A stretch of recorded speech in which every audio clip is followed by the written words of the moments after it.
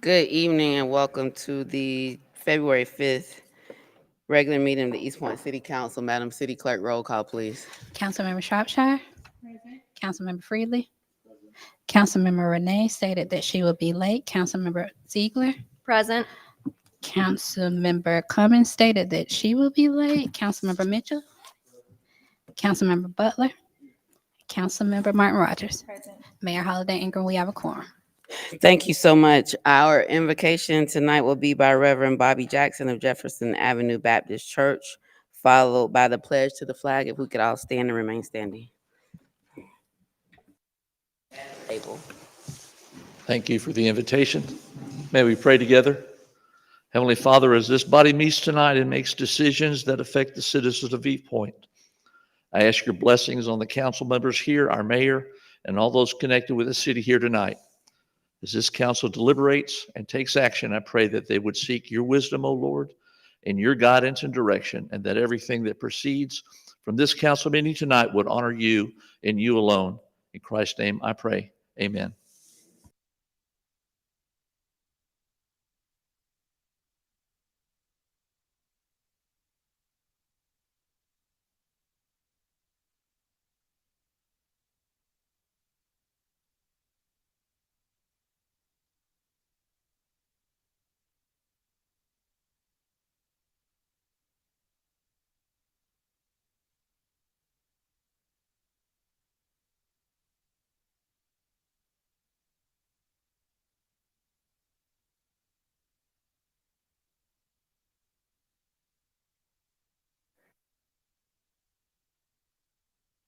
Captain Robinson, thank you so much for your service this evening. Presentations and announcements. Our first one was going to be the state and federal redistricting updates by Senator Sonia Halperin and Senator and Representative Kim Schofield. And I'll let Councilmember Shropshire share their unavailability, and that will move this.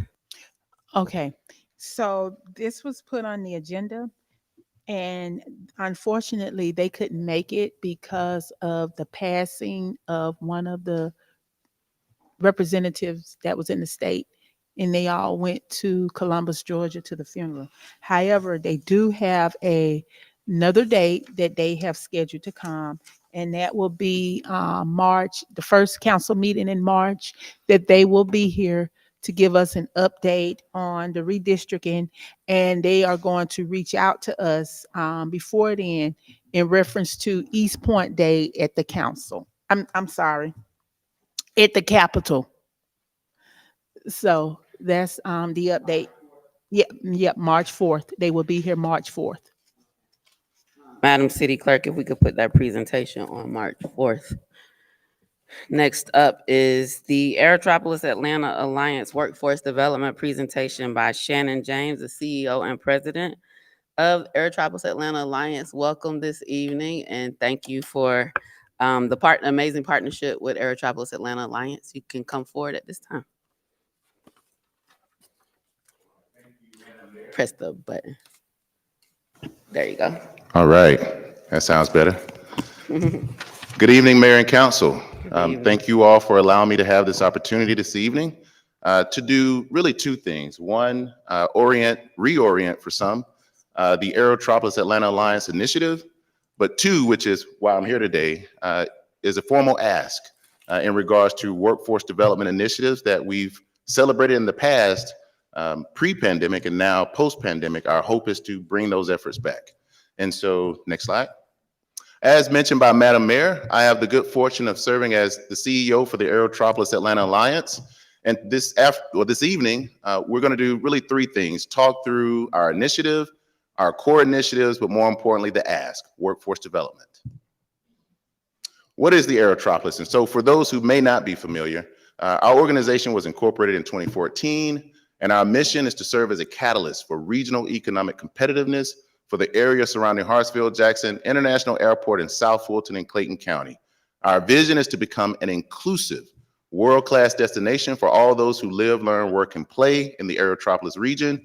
We're governed by a 39-member board of executives within elected officials and nonprofit leaders, and our key initiatives evolve around regional economic, workforce, and community development, as well as international relations. Next slide. Here's a good snapshot of our team. We're small but mighty. Next slide. Here's a good example of our org chart, which explains our chair, our executive committee, our board of directors, as well as the collectives, even down to our subcommittees. And so we're very much entrenched and in collaboration with many partners in our region. Next slide. Here's a snapshot of some of those partners. Many of them are here today with us. A few of those are with us today. But here's a good snapshot. And we've had the good fortune of having the Madam Chair serve on our board for many years now, as well as other public partners. Next slide. Now, much of our work is derived from the original blueprint conducted in 2016.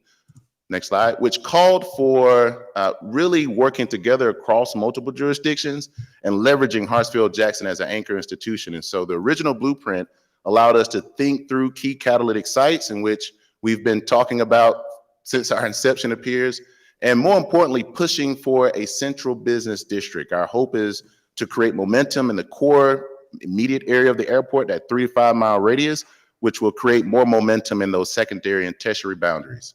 And you can find us in all kinds of publications, in particular Georgia Trend. Next slide. One of the efforts from the original blueprint was to improve connectivity. We worked very closely with the Atlanta Regional Commission to receive a grant, an LCI grant, which East Point was very engaged and active in. And we have a real strategy around multimodal trail and network access. Next slide. We also partnered and identified key assets like Finding the Flint, that we're extremely engaged with, next slide, which we've been able to work in tandem in partnership with the city of East Point, College Park, and Hateville, and particularly around the Willingham Drive corridor, which serves as the headwaters for the Flint River. Next slide. Now, to our core initiatives, as much as I would love to talk about economic development, community development, we're doing a lot of work in those spaces, but today we're going to spend time with workforce development. Next slide. Within our workforce development initiative, we actually have our co-chair here with us today, Brett Lacey with Fulton County, as well as John with Career Rise, John Helton with Career Rise, actually co-chair our workforce development initiatives.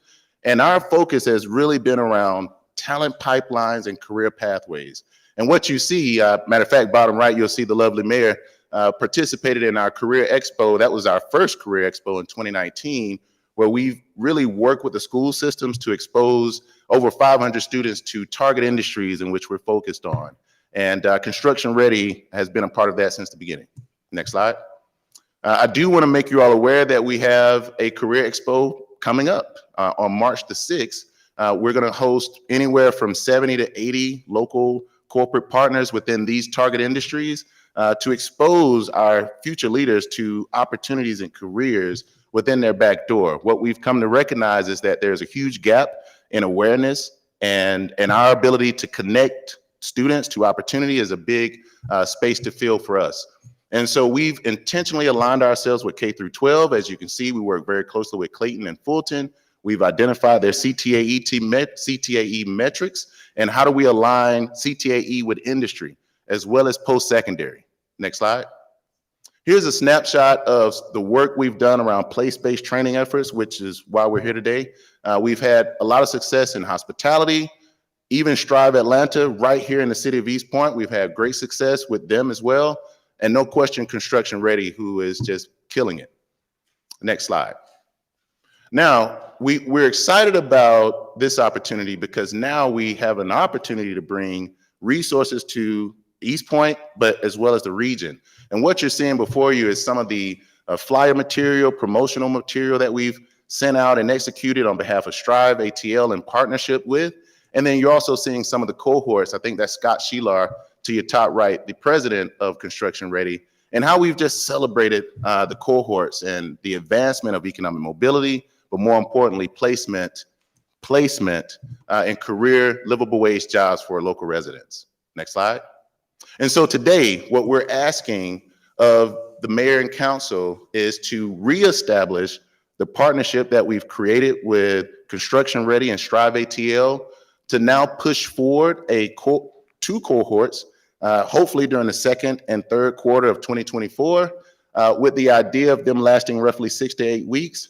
at the Norman Berry Drive location. That's where we hosted the previous cohorts. And so our ask is today to renew those partnerships, and the hope that we could have Construction Ready and Strive ATL host cohorts, and particularly for City of East Point residents, but regional residents as well. And so with that, I'll yield for any questions or comments.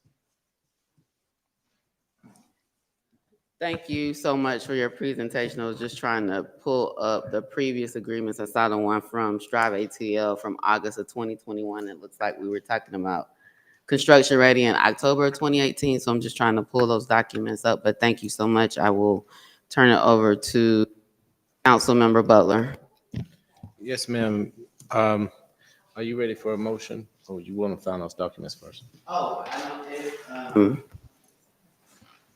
It's open for questions if anyone has any, but if not, a motion is appropriate too, and we can discuss it in the, if there's any question, we can talk about them in the discussion on the motion.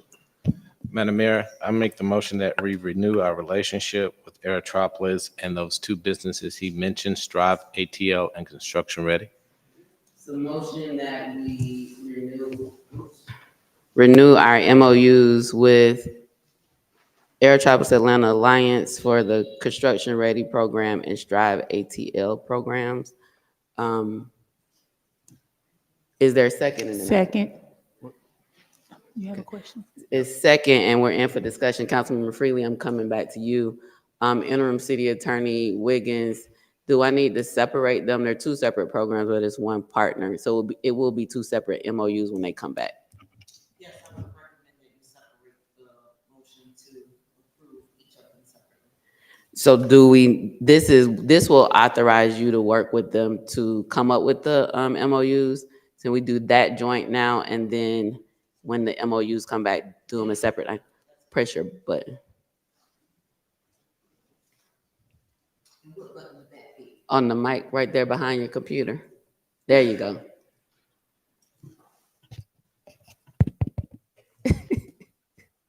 The motion to authorize the legal department to work with Aerotropolis to draft the MOUs. That can be done together, obviously, and then when the MOUs come back in final form, then the council can approve those separately. Member Butler, do you want to amend your motion to that? I Yeah. should have asked before. Yes, Madam Mayor, so moved. Is in the second, Councilmember Shropshire, does it still stand? Okay, Councilmember Freely and then Councilmember Mitchell. I just have a point of clarification. Are we, the slide says that the ask is for a letter of support. So can you clarify, are we looking for a renewed MOU at this point or a letter of support?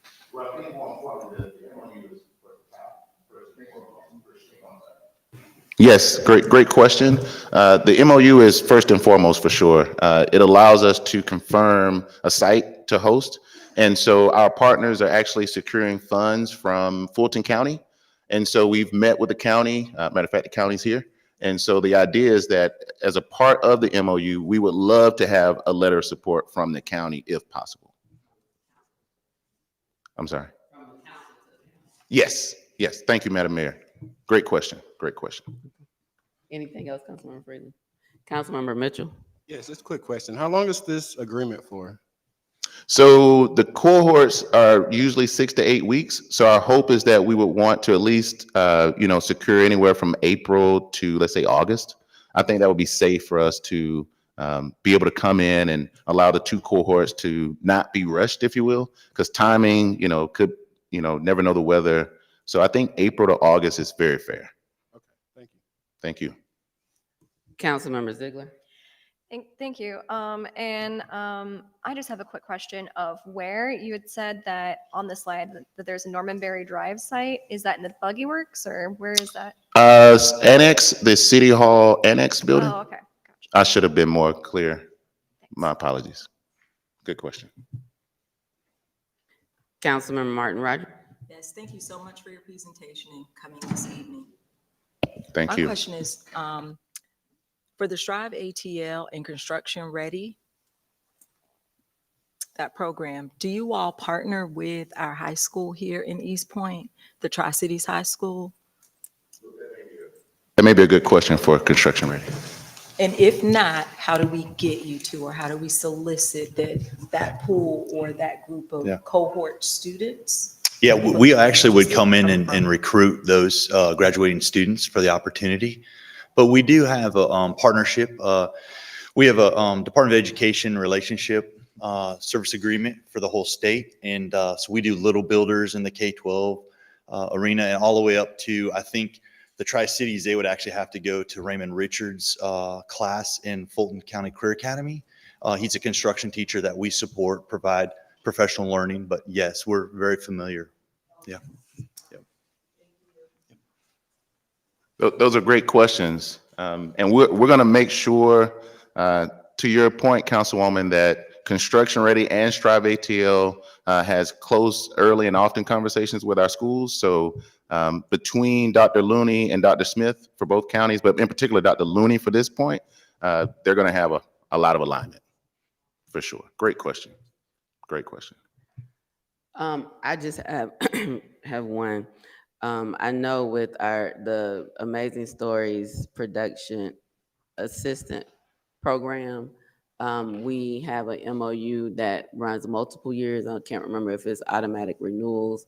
Is this something that you anticipate having next year? Would this be, are you looking for an annual commitment so that the location will be locked in? And then it would just be a matter of scheduling. Of course, the interim city attorney will work with you all on the MOU, but are you looking for maybe a multi-year consideration? Great. Excellent question, Mayor. Absolutely. It would make our lives so much easier if we could enter a multi-year level of agreement, if that's an opportunity. Absolutely. So that's something that, as you all are talking with legal, and as the final MOU is brought to us, I just wanted to put that out there for consideration, such that Air Travels Atlanta Alliance is an organization that the city of East Point is a board member and member partner of, like we're part of this organization. And so if there's any way to ensure a commitment beyond this year, even if it's renewal options or things of that nature, maybe we consider that. I love that, Mayor. I think that could help us tremendously with recruitment and planning as well. That could solidify a location for us. All right, so there's a motion on the floor to authorize legal to work with Air Travels Atlanta Alliance on a memorandum of understanding for the Construction Ready programs and the Strive ATL programs.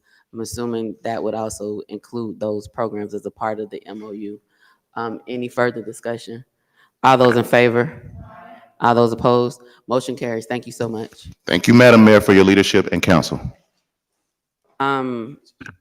Do we think we could potentially have those by the 19th? We're not off on President's Day, right? The February 19th meeting or the March 4th meeting, interim city attorney. I will make that the goal. Which one? Let's go with the 19th. Okay, February 19th. All right, thank you. Next up, is update on fire stations 3 and 5. Councilmember Martin Rogers. Thank you so much. And there is still so much work to be done and internalized as the people in my community want to know how that fire started. But first and foremost, I want to apologize to the firemen that have had to be stationed at fire station number 5. As a resident, I came before council and made that request because fire station number 3 was burned down, and many of the residents in my community, including myself, did not know. So we've been without a fire station.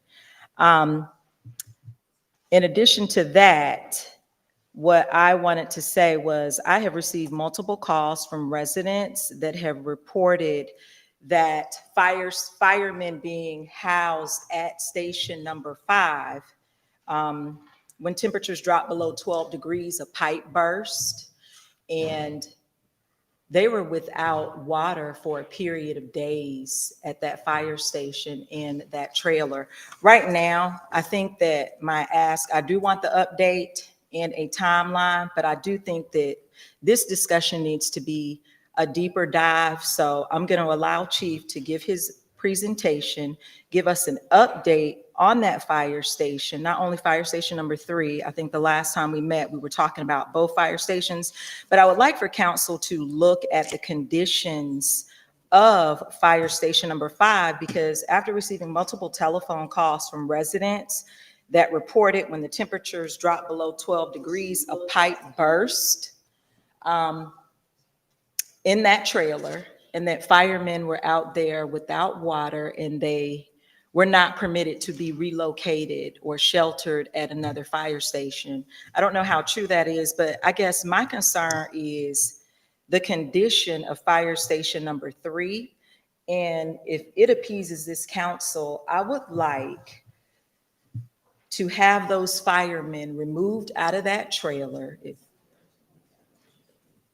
I would like for this council to direct the city manager, to direct the fire chief to probably have those firemen removed from out of station number 5. And here are the pictures. You can pass this now.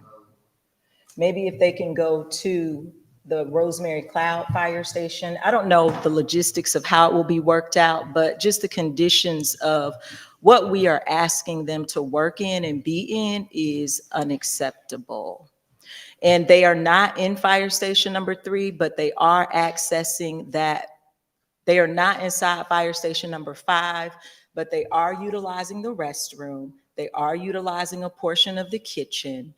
And if you are in a trailer with other people, I could understand wanting a break sometime and having somewhere else to go. But I would like for council to look at these pictures and just support them being moved or allowing the chief to find somewhere else for them to go. But I don't think that they should be subjected to being in that trailer. And we seal off fire station number 5 until we can get someone to go in there and do an environmental study and properly assess that building. All right, interim city manager Reeves, I see Chief Thornton at the podium. Would you like to make some comments or turn it over to him? No, ma'am. Yes. No comment. Oh, I'm sorry. Council member, I'm sorry.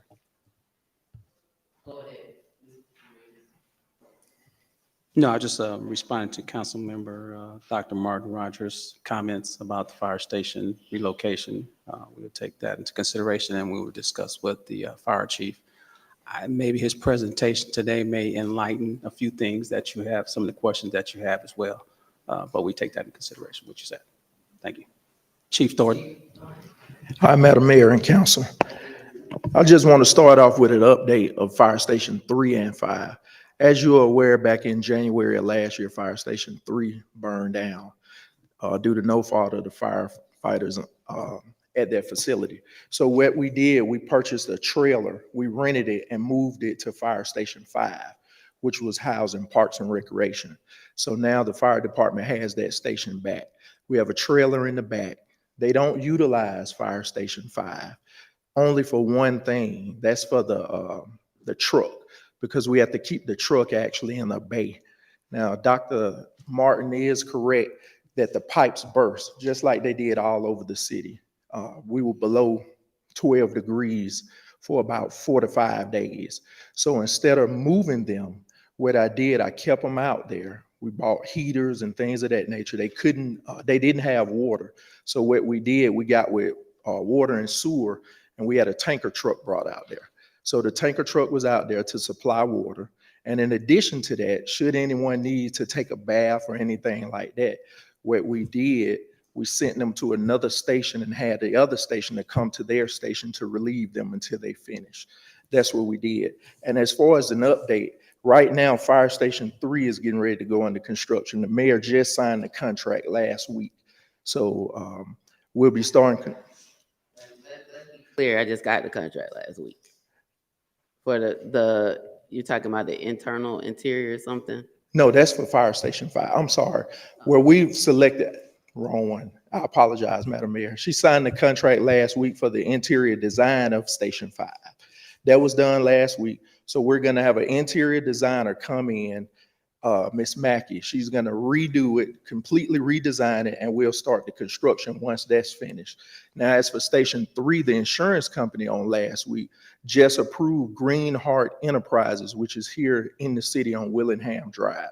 They're gonna do the construction at a cost of $569,000 to redo Fire Station 3.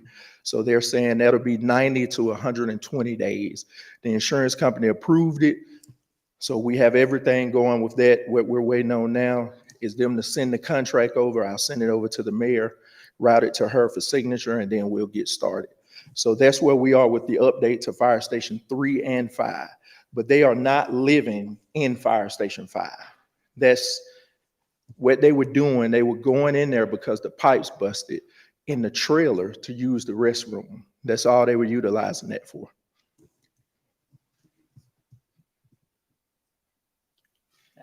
Yes, ma'am. Councilmember Martin Rogers. Thank you. Okay, so even if they were going in there to use it, have you stayed over there at the trailer? Say again, I'm sorry. Have you stayed over on the property? If it was okay, I mean, just as a leader, I mean, I know sometimes I take a leadership role, but I wouldn't do anything that I wouldn't ask my subordinates to do. So my question to you is, I know that they aren't living in the station, but they are utilizing aspects of the station. So my question is, have you been there, or have you stayed on the property that you're asking these firemen to stay at? Have you stayed there, or anyone in your top level of command? I don't have your organization chart, but have you stayed there yourself? No, I have not stayed there because I don't work a 24-hour, 48 shift, but I have been there. And in addition to that, with those personnel, as a leader, you all pay me to make critical decisions. And these are the choices that you would have. Right now in the city, we have a 3 to 8 minute response time. That's anywhere in the city. If we relocate them to Station 4, you're adding 10 minutes response time to that area. And in addition, just last week, we had a structure fire. We were able to get there in 4 minutes, and we only lost 1 unit out of a building. Now, if I relocate them, which is, if that's the will of the council, I will. But you're gonna add 10 minutes response time to that area. And as it relates to emergency services, that's critical. But I'll do what the will of the council is. Well, I beg to differ on the response time, because I mean, there was a fire in my community, and the fire document that I received said that it took you all 8 minutes to get there. But then when I pulled the phone records, it was 15 minutes. All I want is for these firemen to be treated with dignity. So you're saying they're not utilizing the building. That is why this is going to go to the work session, because you know, you're correct. We do pay you, Chief. However, it's been a year and almost 2 months that Ward D has been without a fire station. So I would like this, Madam Mayor, to the city clerk, we can take this to the work session so that we can hash this out. Because as I've done my own investigation with the man who came out to investigate, he said that the fire department gave him a very difficult time with interviewing the firemen, with how the fire started. And as I've read different various memorandums, it just doesn't add up. But that's why I'd like to take it to a work session. And I'd like to hear from my colleagues in regards to what do we do about them being in this area or in this living situation? Do you have any photos of the trailer that they're in? I just have one photo of the trailer. Okay. Councilmember Ziegler.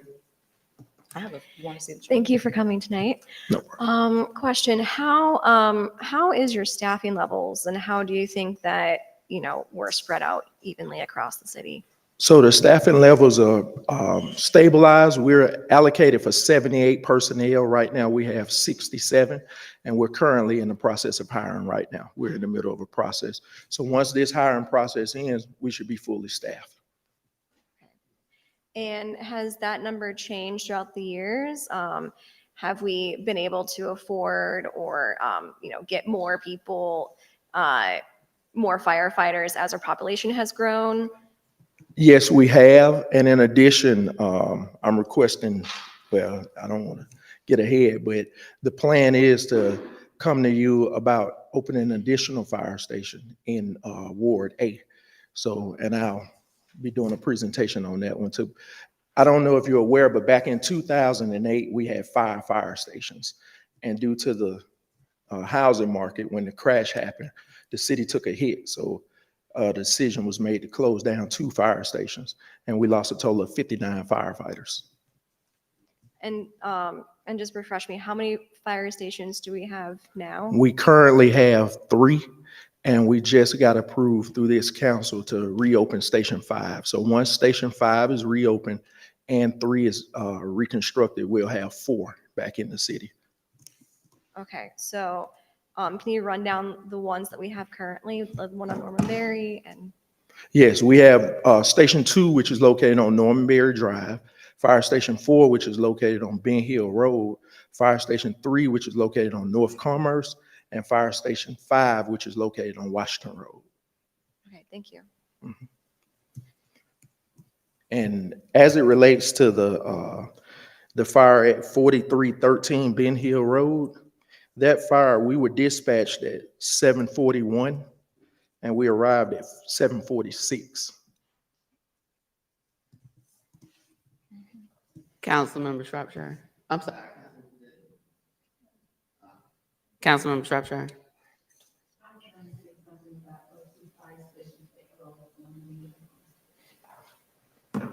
So, Chief, the 569,000 to rebuild fire station number 3 in the next 90 to 120 days, is that covered by insurance proceeds? Yes, it is, Madam Mayor. Okay. And then, Washington Road reopening, is that where you're talking, that's where they're staying in the trailer? Yes, ma'am. They're staying in the rear of that station in a trailer. Correct.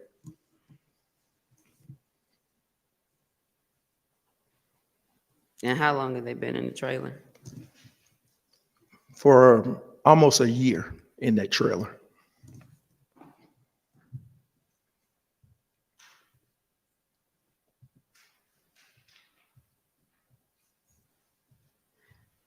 So Norman Berry is in Ward B.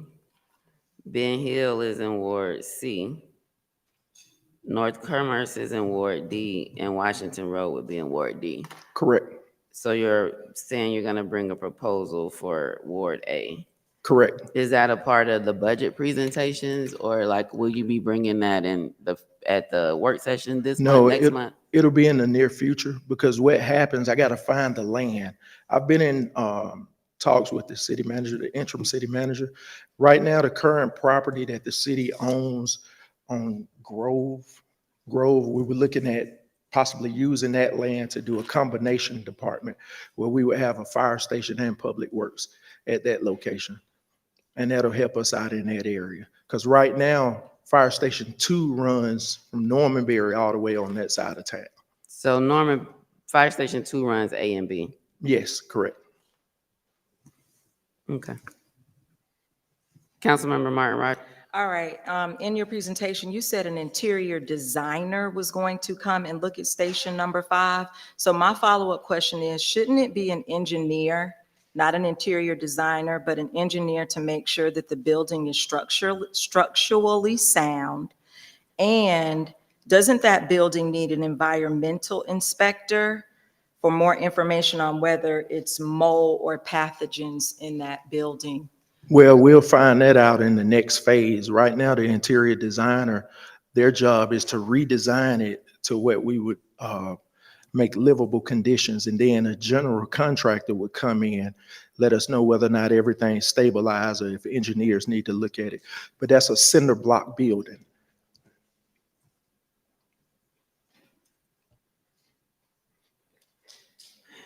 Alrighty, I don't see any other lights. This is been asked to be placed on the February 12th work session. I really want to see response times. We can't make decisions that are going to anyway extend those. And so I know we had talked about at the last meeting, you all providing data around response times so that we can get have the data around what that's been and what that looks like.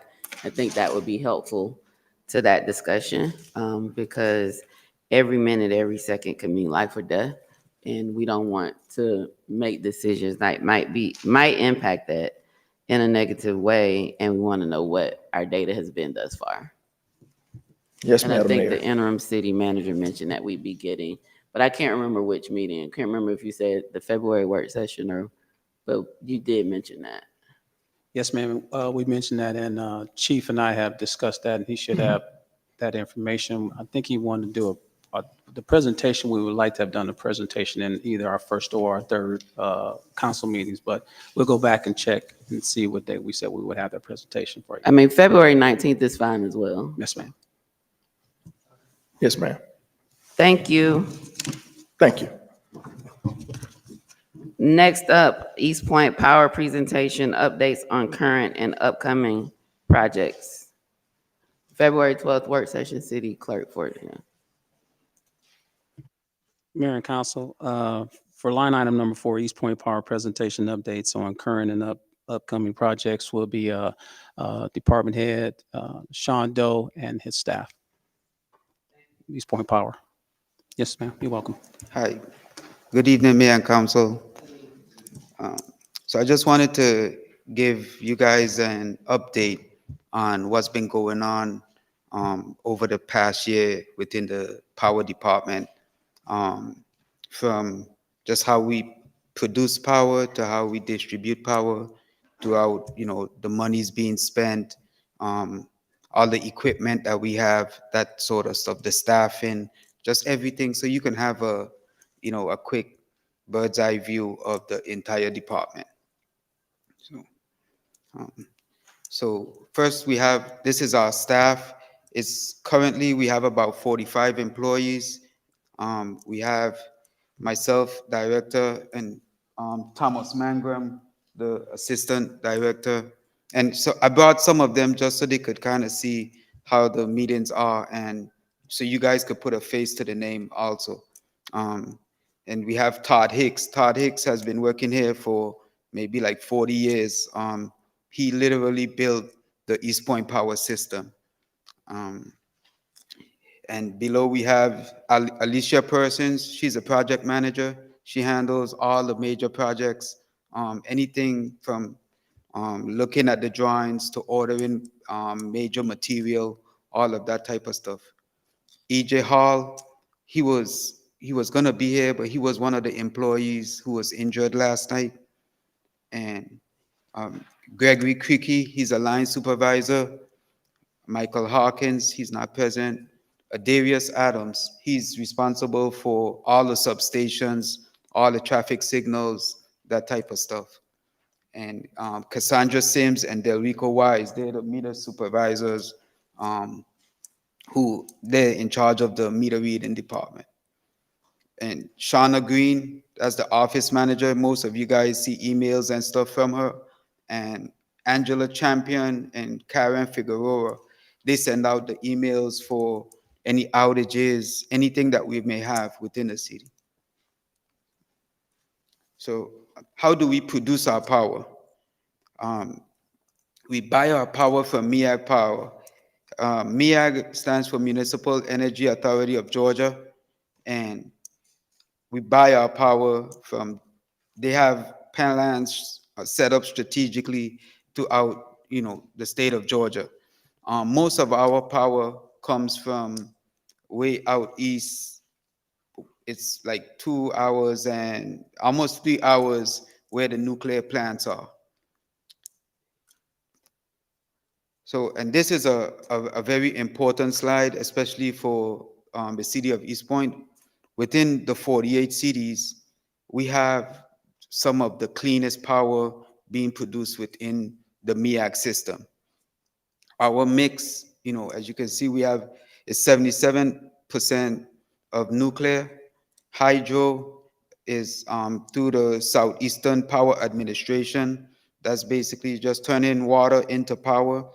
And coal and net purchases. Net purchases are, there's times when we're at a deficit and we may need to buy power on the open market.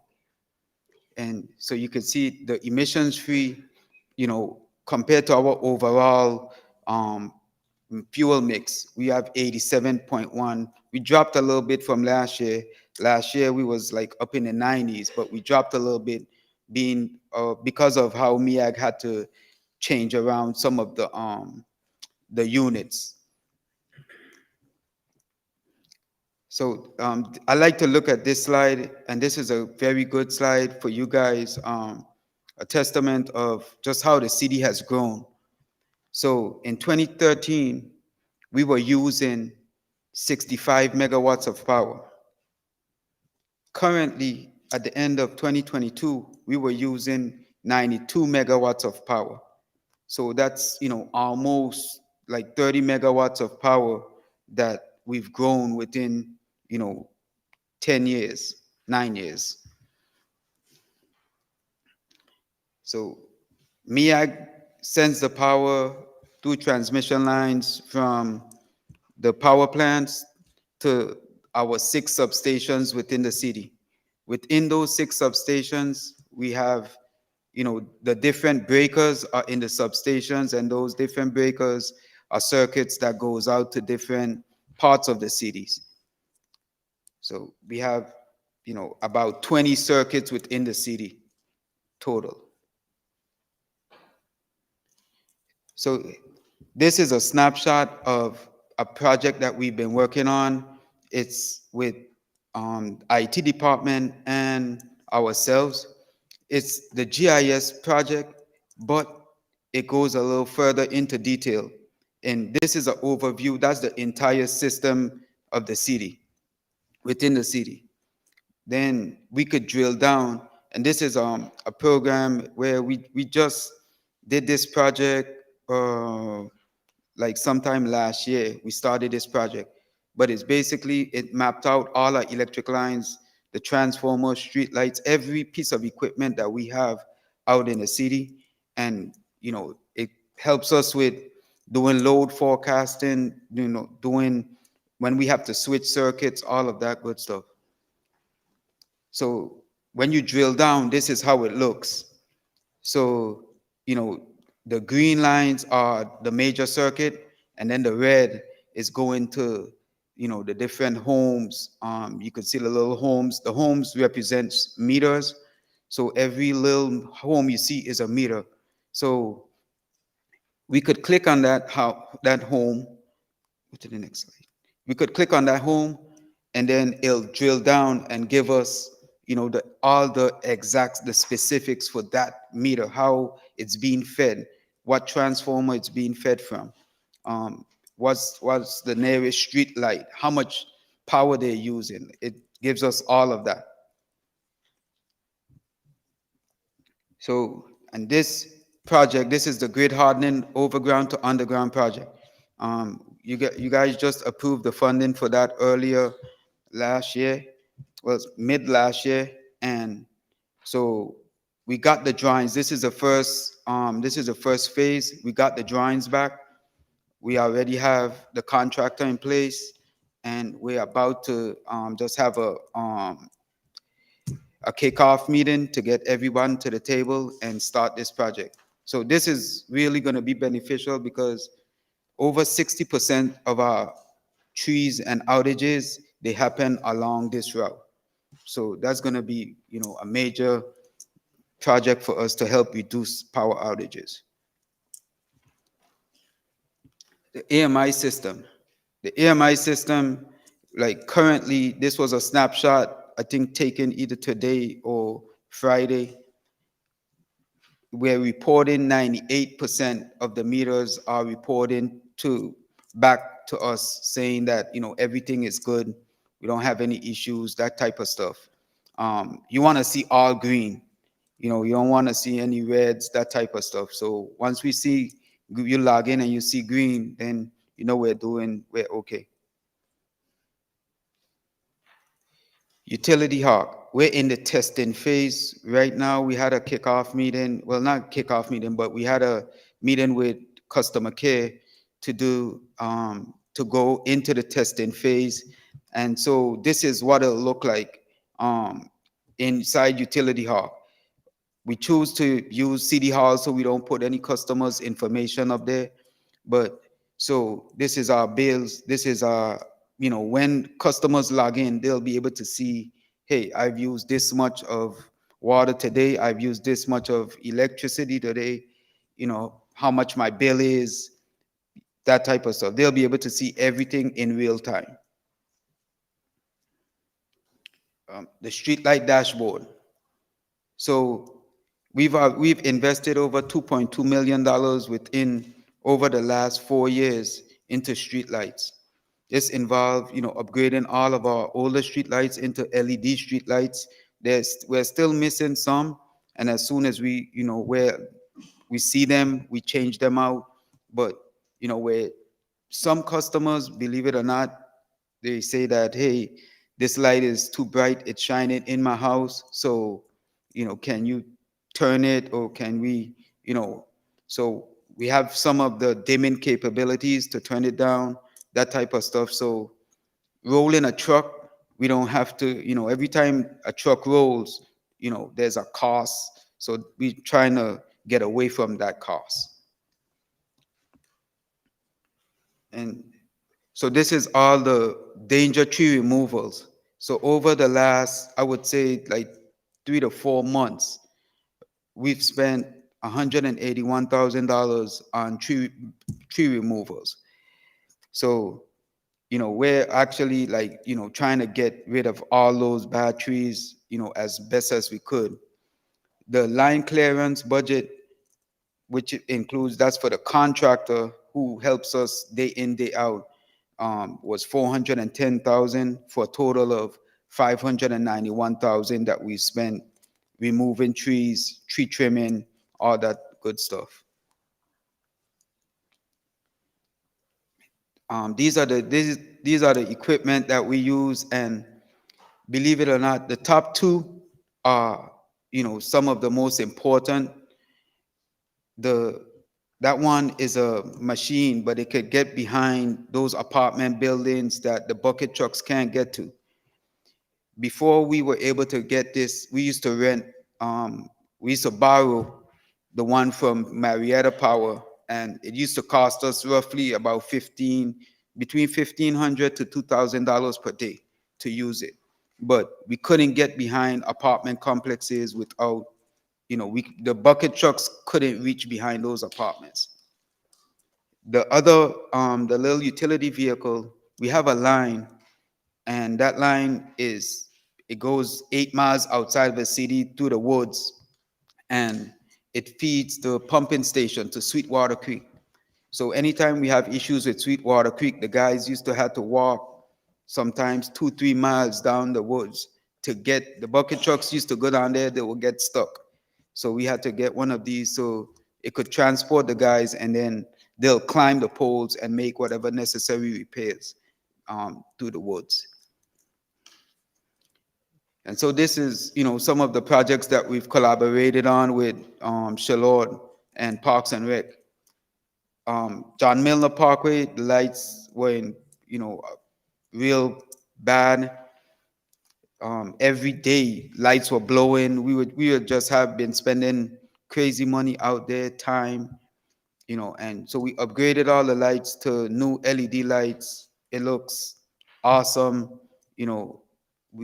I don't have to worry about getting calls that, hey, baseball is coming up, we need to change out bulbs, that type of stuff. Also at Sykes Park, the tennis courts, all the lights have been upgraded to LED lights. Out there is that's a great project. The tennis community is definitely one who really, really appreciates out there. Jefferson Gym, you could see the difference from the before, if you've seen it before and to what it looks like now. those lights really help. And, just reporting power outages. You could go here to this power outage email and report that, or the number. The number is 270-7010. But that's just a snapshot of what we've been up to. I think, we definitely need to do more of this so you could keep you guys updated. But like one thing I wanted to mention also is that, we'll be having conversations into, of course, I'll lean on you guys for that expertise, but how to move forward with MEAG. Because right now we have about 4 to 5 megawatts of power. Now, that doesn't mean that like the lights are going to be off or anything, but at some point, we'll be buying power from the open market.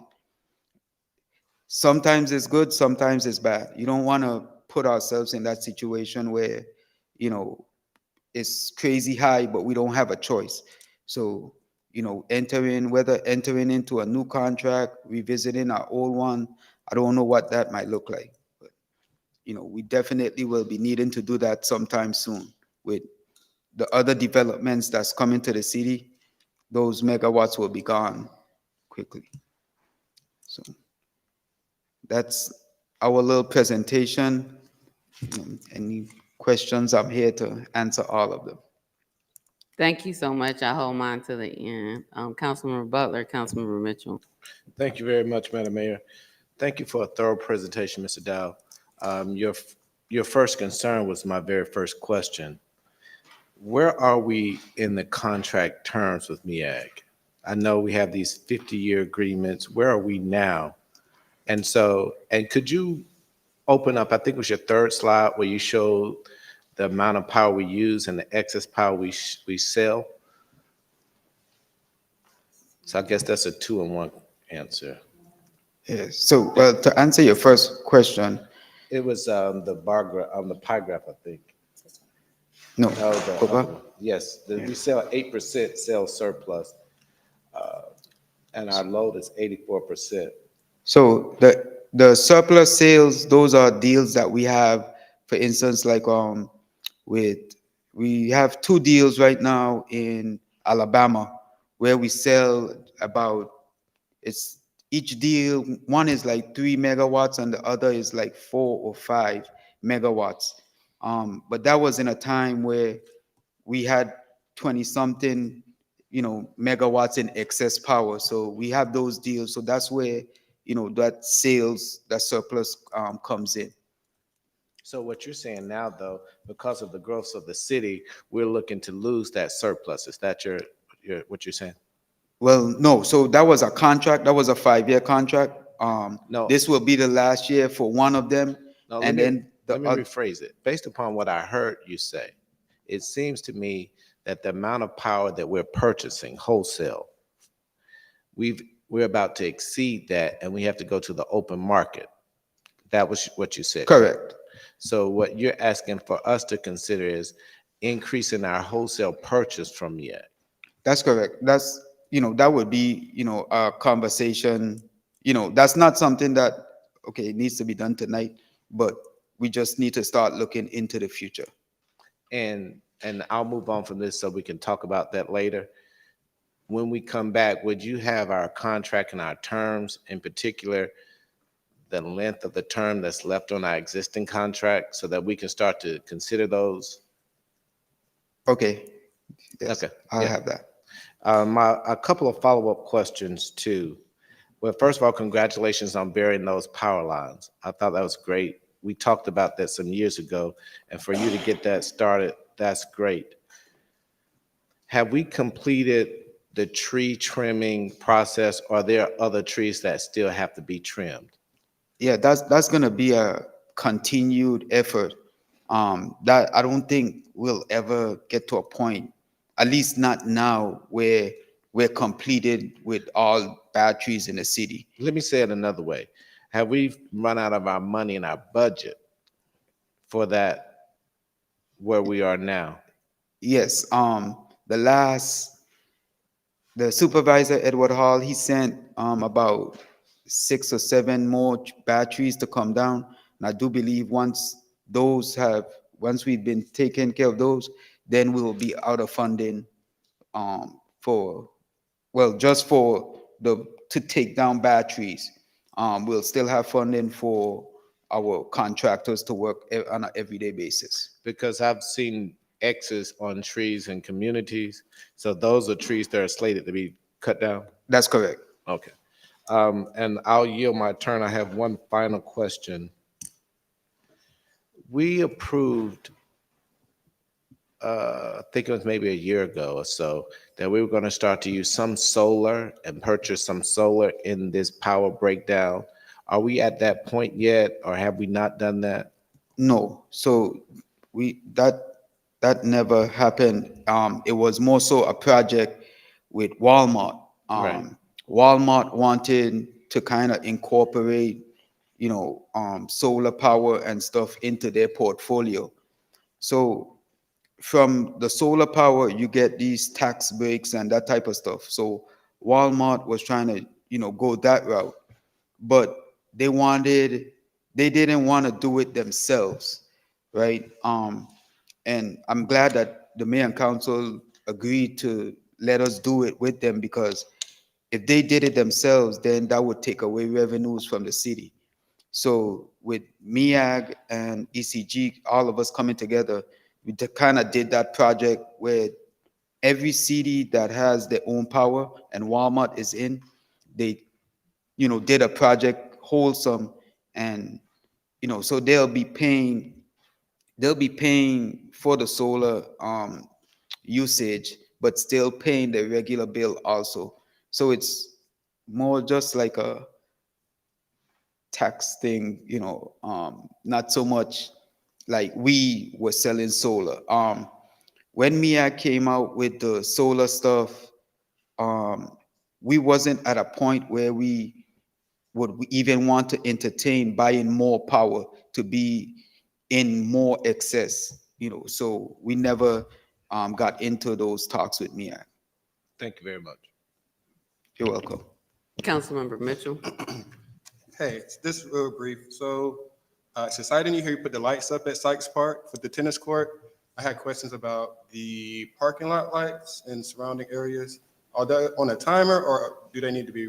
So the whole park, no, the lights on the tennis court itself are on a timer. Okay. The lights in the parking lot, those are not on a timer. Okay. Is there any way, are they still functioning correctly now? Say- Are they still functioning, those lights in the parking lot? And do we have lights in other places in the park? I'm curious. No, we only have, I know we have those lights inside the parking lot area. I don't think we have any more lights like going down the trail or Right. any of that. I don't think so. Hey, so that was gonna be my next question. Can we look, is that possible? So I think, crime thrives in darkness. So even that side street, it's pitch black in the morning. I actually seen somebody jogging with like a headlamp on. You know what I Yeah. mean? Is So- there any way we could get more lighting in the park, or? Yes, we could definitely take a look into that. I know going down the trail to the park, that might be a little more difficult, but Okay. on that backside, Yeah. we could definitely take a look Yeah, at it. it's really dark there. If you could look into that, or if we can look into that, that would be awesome. Thank you.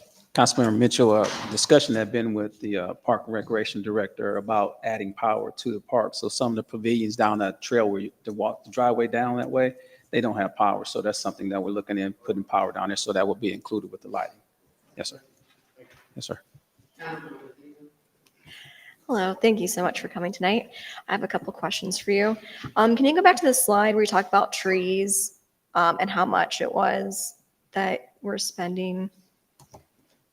Yeah, this. Okay, so the $181,000, is that proactive? Like we're going around and cutting down trees that we feel like are dangerous, or is this after the fact? No, that's proactive. That's Correct. trees that we paid contractors to actually take down. Most of those trees needed cranes and that type of stuff to take down. But that's proactive. None of the trees on that list fell and then we cut them. No. Okay. do we have a list of instances where the trees did fall and we got to clean up, the tree after it had fallen and how much that cost? Wait, say that, I can. Yeah. Do you have a list of all the instances where a tree has fallen and then how much it was to clean that tree up? Yes, we have a list of every tree that's fallen, that's, whether it caused the outage or didn't cause the outage, we do have that list, and we could definitely share that. Okay. And did you say that we have power lines all the way down to to Sweetwater Creek, That's correct. and so we have to maintain it all the way out there? That's correct. Okay. I didn't know about that. That's interesting. And then I have another question. So I know that we get a lot of our power from nuclear. Do we have to pay any additional because of it's a security risk and things like that? Do we have to have any additional expenditures because of that? Wait, say that again. So so we have nuclear power, and that's what is where we're getting most of our power from, right? Oh, if we have nuclear? No. No, we're getting most of it. Go back to the slide that shows our mix of power. Councilmember Ziegler is Sorry, asking It's okay. that because we have a lot of our power sourced from nuclear. Right. Do we also have to pay for all the extra expenses that come with that, like additional security, maintenance, dangerous waste? So total, MEAG builds all of that into our pricing. So it's not, for instance, like there's a line item that says like, hey, security or any of that. We pay a rate, and that rate includes, all the maintenance, security, all that stuff that comes with those nuclear units. Okay, thank you. Councilmember Freely. Just to piggyback on that, I attended the MEAG 101 presentation last week as a new council member. It was very interesting. And it was particularly interesting was this about the fuel mix and how clean that portfolio is, which is very impressive. I think it would be useful for our citizens to understand like what this pie chart means. We have no nuclear power plants in the city of East Point. So this is the mix that we've bought into through our contract with MEAG. So can you just talk a little bit more about that so people understand that? So our overall mix, every time MEAG builds a generator, right, they solicit the different cities to ask, well, hey, who needs more power and who wants to buy into this project? That's even before construction has started. That's before anything.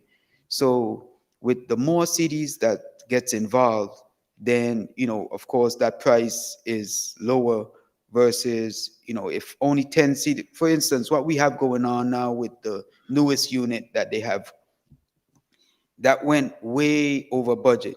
We were not involved at the time because we were so long on power, we didn't need to buy any more power. So a lot of cities that did buy in to that project, now their cost, if it was $10 to start out with, it ended up over $100 or $200 because, there was all kind of issues with that project. But so you buy into, a generator, like for instance, the one, the nuclear unit that we're bought into, we're not the only city or, because they sell power also to some of the EMCs. So we're not the only power company who's bought into this. So collaboratively, like everyone who's in that project, that's what MEAG calls the generators, a project. So everyone who's in that project, they share a cost. But you're only paying though for what your original bought in was. So if you bought in for 10 megawatts, that's what you pay for every month, at the, and earlier someone asked about maintenance. So at the beginning of the year, you'll say, well, hey, this is how much your bills will be. This is how much you'll pay for the entire year. You make that same payment over that 12 months. At the end of the year, when MEAG chews up everything like, hey, we didn't need to do much maintenance on this project. We didn't need to do this. Okay, so now at the end of the year, we didn't spend all that money. So we only spent, we were $100,000 short. So MEAG now is going to give you back that money as a year-end settlement because it's all, projections. So nothing is concrete until the end of year. So they go from January 1 to December 31. And then in January, they chew up all the numbers for the previous year. And from that previous year, then they give you a year-end settlement back. But so we're bought in East Point, we're bought into nuclear. We have a small amount in coal, hydro, which is operated by the Army Corps of Engineers, and net purchases. Net purchases is spot purchases where we might if we're getting a big project coming up, right, and we might need some help, we might need to buy more power, so we'll do a net purchase, that type of stuff.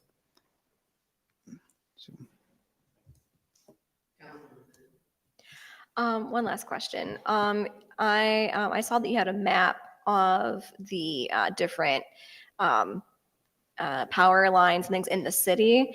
If we could get, this one, if we could get a map that also shows, is that what that black line is that goes all the way out west? Is that what we have to maintain?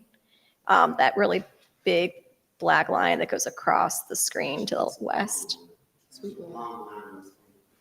The long line on you just changed the screen. Councilmember Ziegler is asking about the line to Sweetwater Creek. Which one of it is it? If we could get a map of that? Yeah, can you go back to that slide? Yes. We don't have the Sweetwater Creek. Well, actually, it'll be that long line going off to the left. That's, it'll be that.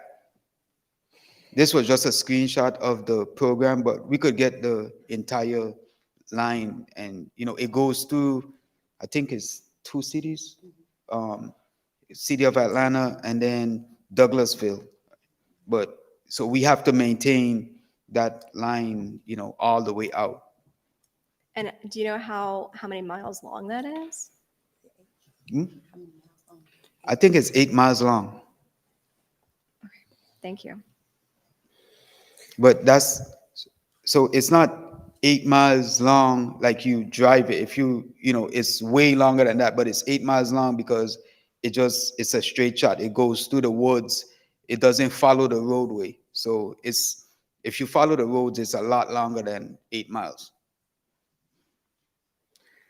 So the mix slide, our power mix slide is a good slide. Thank Councilmember Freely pointing out what that means. There's not a nuclear plant here in East Point is important. I think in 2021 or 2020, we were 99% non-CO2 emitting. So we had the cleanest energy in the state. It was cleaner than the other 48 participating cities in MEAG, plus all of the ECGs and the other power providers. We then went to, I think it was 96%, 97, and here we are, and this is probably still one of the highest non-CO2 emitting energy portfolios in the state by far. I do want to ask, in our equitable growth and inclusion strategic plan, we talk about ensuring that 100% of our additional load is renewable energy. And while there's a lot of talk of solar, it's not reliable 24 hours a day, which is why we're able to have our electric rates as well as solar rates for solar customers, because they have to come back on our grid at some point. There have been discussions about maybe looking at getting some water from the federal government. I know there's biofuel out there. When we think about renewable energy sources, like it's not just solar. And as we have this conversation about needing additional load, I think that's good. I think we need to be looking at all renewable sources. And so I forgot, I think it's Department of Energy that Correct. manages the water, Correct. the water resources for the federal government, that we might be able to get some of that load, as well as, like I said, biofuel, or I don't know about wind, but battery comes with storage centers that are not necessarily the most safe for our residents. So I think as we have the discussion about whether or not we should buy more power from MEAG, and our only options are nuclear and coal. And if I'm not mistaken, I always get them mixed up. Wansley and Shara were our coal plants. One has already been decommissioned, and their discussion about decommissioning the other coal plant, which means that 9.4% of coal in our fuel mix would go away and need to be replaced with something as well. Nuclear is the least expensive power to generate and distribute, but also it has a lot of concerns around it, right? So like, how do we look at expanding hydro, water, other renewable sources of energy for our additional load, and having those discussions along with whether or not we want to buy more load from MEAG, because that is not going to be as clean as if we were to go out and get renewable energy sources. And that was the commitment that we made, and we need to at least explore that. Can we get an email copy of this presentation? I think it's very helpful. You also might want to even put it online and make it accessible for residents. I think it helps explain our power enterprise, East Point Power. The expansion and increase in electric charging stations. So I know Tesla wants to expand charging stations in the city of East Point. Other electric vehicle companies are looking, like, what impact is that having on our power enterprise from an energy perspective? That's having a major impact. These are stuff that, the forefathers, or even myself, when I first started, this wasn't a concern. But we were way too long at Exactly. But been now, a long time. you think about how big the charging stations are. If you take a drive out there, there's people lined up, to get a port to charge. So Where, at Target? Yeah, by Target, by Walmart. And there's Lowe's. There's two big ones out there, and they're looking to do a third. But it is a big concern, because, and of course, it's because of where we're located strategically, but it's definitely a huge concern. But between myself, my staff, ECG, and MEAG, we've all been talking about how to try to control, or not so much limit, but make it efficient, but still be able to provide that power for these charging stations. But it is a growing concern. I want to say, within the city now, the charging stations that we have are probably using maybe close to 3 megawatts of power, combined. But it's a concern, a growing concern. The last thing I'll say is, and I know when we had our grant, we had Shaquita Barnes working on our grants. We were very aggressive. There is a lot of federal funding for electrification and building the electric vehicle charging grids, charging stations all across the country. And so I think looking at how we proactively access those funds to help with this discussion, or this need, or this expansion, is going to be critical. And a previous presentation to council, the Parks and Rec Director, Shalor Pinkett, said he went to a conference and they were talking about putting charging stations at parks, right? And so I know you're saying it's an impact and concern on our load, but it's only going to grow. And so if we look at what's available from the federal government, as there is a very real intentionality and a lot of funding around building this out across the country, to see what resources we can tap into to be able to help us with our expansion, ensuring that we continue to have a clean load, or the cleanest load that we can have, I think, and that we're exploring all sources. So again, the water from Department of Energy and all other renewable sources. But thank you so much for your presentation. Councilmember. Thank you, Madam Mayor. One question, the mayor sparked this question for me. Who owns the Target charging station, and does Target pay us, or do we get paid by Tesla, or how does that work? No, so there's the relationship between Target and Tesla. So that part of it, we're out of that part.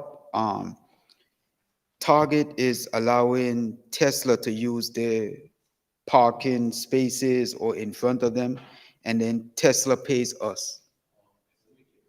We get paid from Tesla. We don't get paid from Target.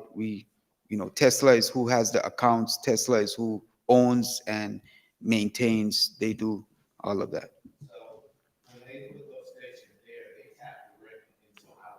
That's correct. One last question. You mentioned that the tree trimming funds of $181,000 that has been spent is close to being utilized. Do you have an estimated cost about how much more is needed for proactive tree trimming in the city? And if so, I know we're about to get the budget the first draft is supposed to get to us in April, but it may be helpful to have a presentation about that in maybe March or so, or before it gets to us, so that if we need to allocate additional funding or make a budget amendment, we see a lot of concerns about aging trees in the city, and when they fall, we cut them up and take them away. So the cost benefit analysis, like looking at how much we pay when they are knocked down versus when we proactively cut them down. And know we talked previously about an arborist and trying to see, the one that we have is very limited. And but how do we, look at some level of programming and support? And we've also talked about, is there a way to provide some support to residents to help them deal with aging trees? There's the whole issue of private property and liability and all of that. But again, when it falls off the private property, we cut it up anyway. So if we could just, as we're thinking about tree trimming, how much additional is needed for the rest of this fiscal year, which ends June 30th? And then how Can I can give you the we look number at now? additional supports, huh? I could give you the number now. Okay, what's the number? We'll need at least about 250,000 Through June? to June to Like 180 plus 769, or another 250? No, another 250.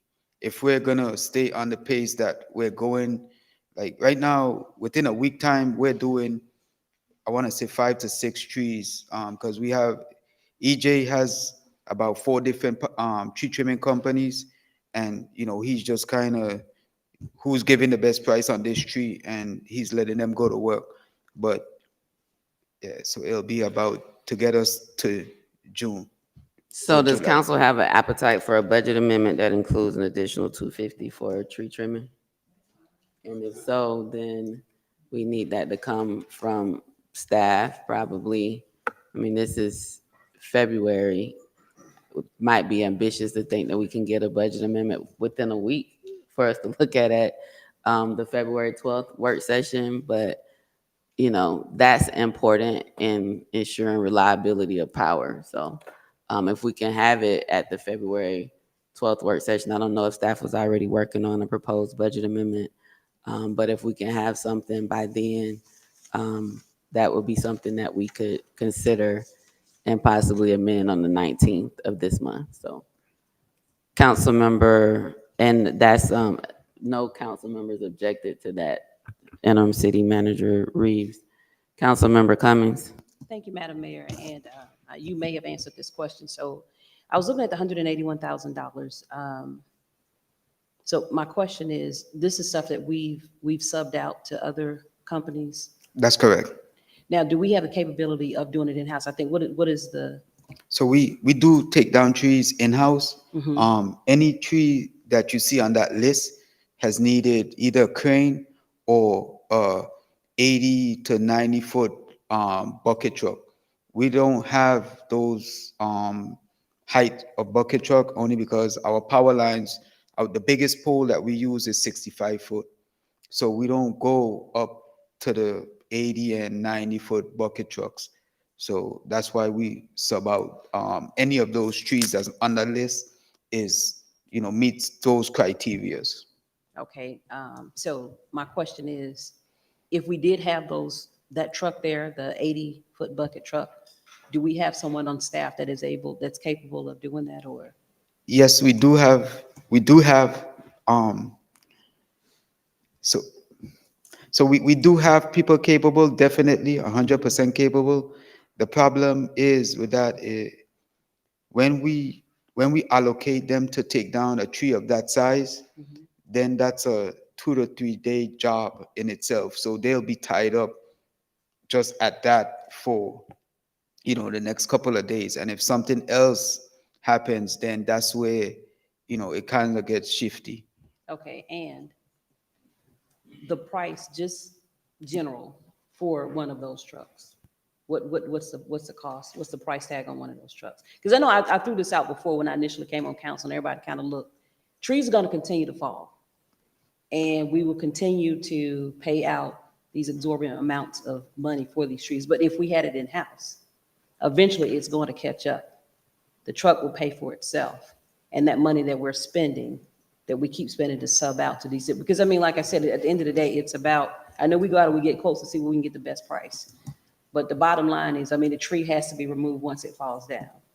And it could very well be a $5,000 job, but I do know the East Point needs the tree moved, so I may say $7,000, $8,000, $9,000, $10,000. So I'm just to add, just a consideration, at some point, do we consider purchasing our own? And because we do have the staff here that is capable, and I do understand that it may tie them up for a day or 2 or 3.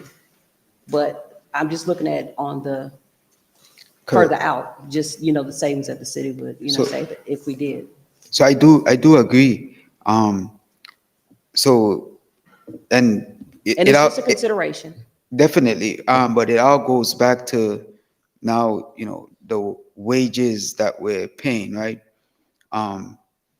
So the tree trimmers that we have here Mhm. are all tree trimmers who's been with the city for more than 10 plus years, right? They work for the city, or we contract them out? No, they work for the city. So we They- are doing some tree trimming in-house? Yes, we are. doing some. We are. So we've had a tree trimmer job posted for the past 6 or 7 months, if not more, right? And not a knock, to anyone who's trying or anything, but I wouldn't come here for the $15. people that we're getting to apply for these jobs, they're not, qualified tree trimmers, right? And it's because of the salary. So when you think about one of the owners of these tree trimming companies, right, they're getting, $5,000-$6,000 per tree to cut down, right? And we're paying $16-$17, whatever that number is, I get it. for a tree trimmer. So it's very, And it's a total package, everything that we have to look at, that we have to take into consideration. but But I'm looking I at it definitely agree. That was, one of my thing was wanting to build out a third crew, just to handle stuff like this within the city. All right. Thank you. I yield, Madam Mayor. Councilmember Shropshire? Thank you. So basically what you're saying is, it's easier to have a company to come in and do it because of the height of the trees than to do it in-house, because even if you bought the equipment, if we have a major storm and something happens, then that would take them, either they would be taken away from what they're already doing to go and restore the power in the other areas. Like if a tree falls, then they have to stop and cut the tree up off the line. Is that what I'm hearing? Some yes and no. So we have like tree trimming, and then once the tree trimmers clears the line, they clear the way, then the linemen come in and they do their thing. So the tree trimmers can go on to another place in the city. But on a regular day, the regular day where nothing has happened, instead of trimming trees and branches away from the lines, they'll be tied up just taking down a tree. So, and I think we're getting to the same point. So it's easier to just continue to utilize the contractors because they have all the equipment to do it, and you're not tying up any staff to do that. Correct. Right now, that's correct. Okay. So I'm fine with that because I think that's a better approach, because once you get the trees to where they need to be, the ones that's impacting the lines, we're not going to utilize them all the time. No, correct. And that's the point I'm trying to make. So EJ, he's a certified arborist. He's the supervisor of the tree trimming department. Mhm. If EJ goes out and he determines, hey, I don't see no trees after my inspection, I don't see no trees that's warranted to be taken down, then we won't be, just taking down good trees. We won't be doing that. So it brings me to this conversation because I don't know, Mr. Reeves, if you remember this, when we had the snowstorm and we talked about buying equipment to deal with the snowstorm. And then we decided no, because we don't have snow here every year, and it would be a waste to have those parts. So if I remember correctly, when we had that conversation. Yes, ma'am. In reference to snow and ice, yes, ma'am. We didn't, at some point or another, 10 years ago, we didn't even have a ice or salt machine. Exactly. But if some of your questions, both you and Council Member Cummings, Sean is potentially going to come back and request $250,000. I would suggest that he does. No, I'm not against the No. 250 for the trees. I'm not against that. What my point, what I'm trying to make is, if we purchase that and we don't use it, it'll be an equipment that's still sitting around. That's the point that I'm trying to get to.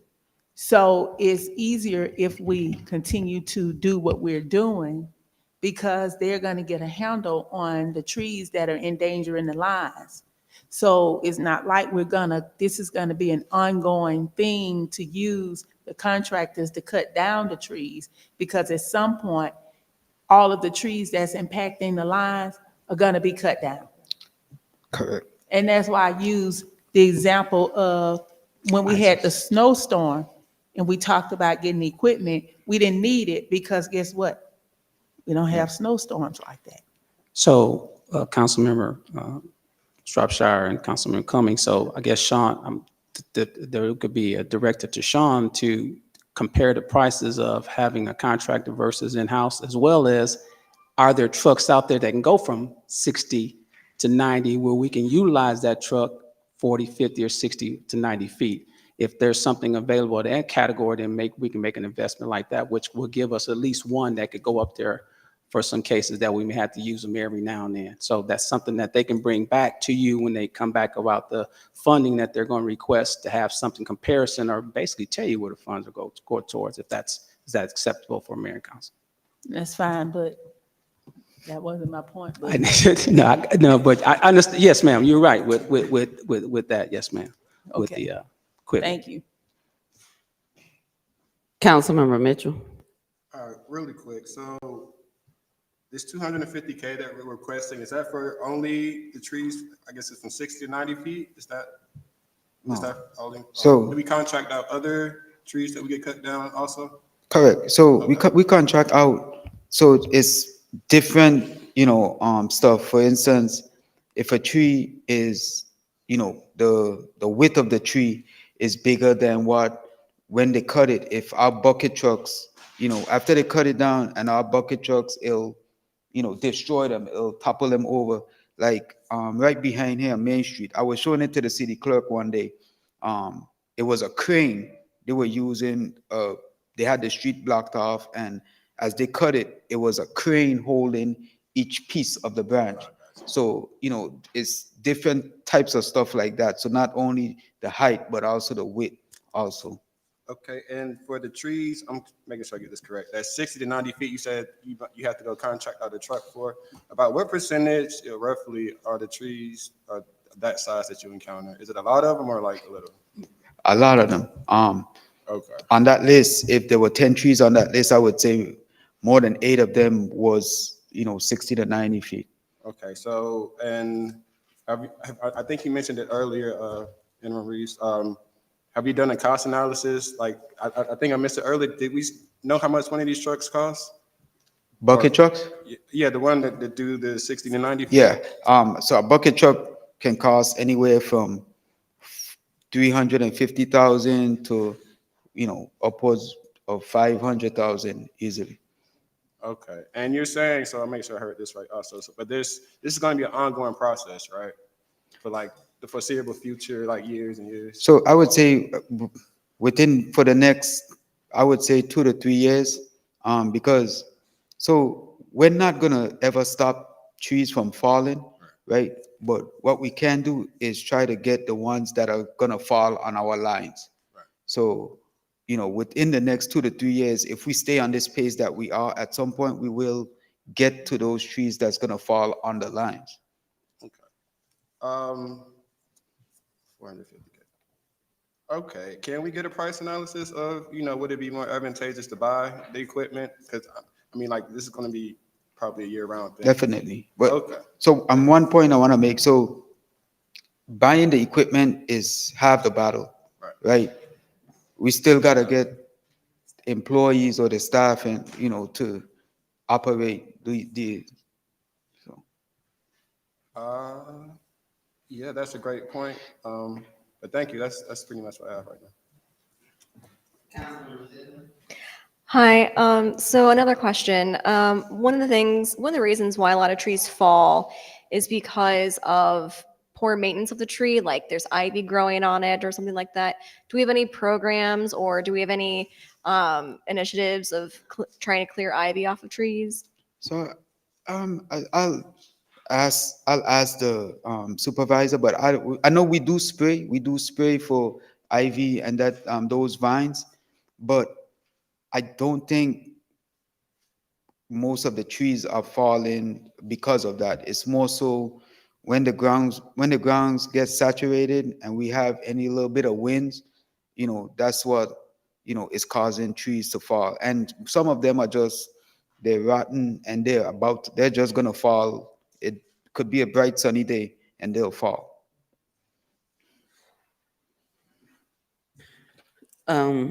Couple last things. I can't remember who or where I was when I saw this presentation about why trees fall, and it's literally the roots. People think the roots are deep below the ground, but they're just beneath the ground for even big trees.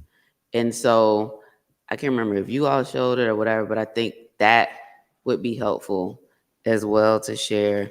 I think as we look at this, we look at it holistically, but it's not just the cost of trucks, it is wages.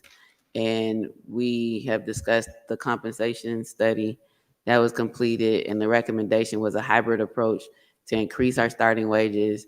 So I think within this discussion, like, what is a competitive hourly rate for a tree trimmer and what do we currently pay?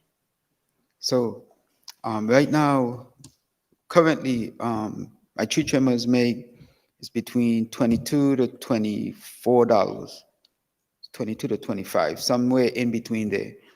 And we can't attract people at that rate? Not What's competitive for tree trimming? Honestly, it'll be like upwards, closer to $30 per hour for tree trimmers. Linemen have exceeded that $30 range. So tree trimmers kind of just, all of them just shift right up.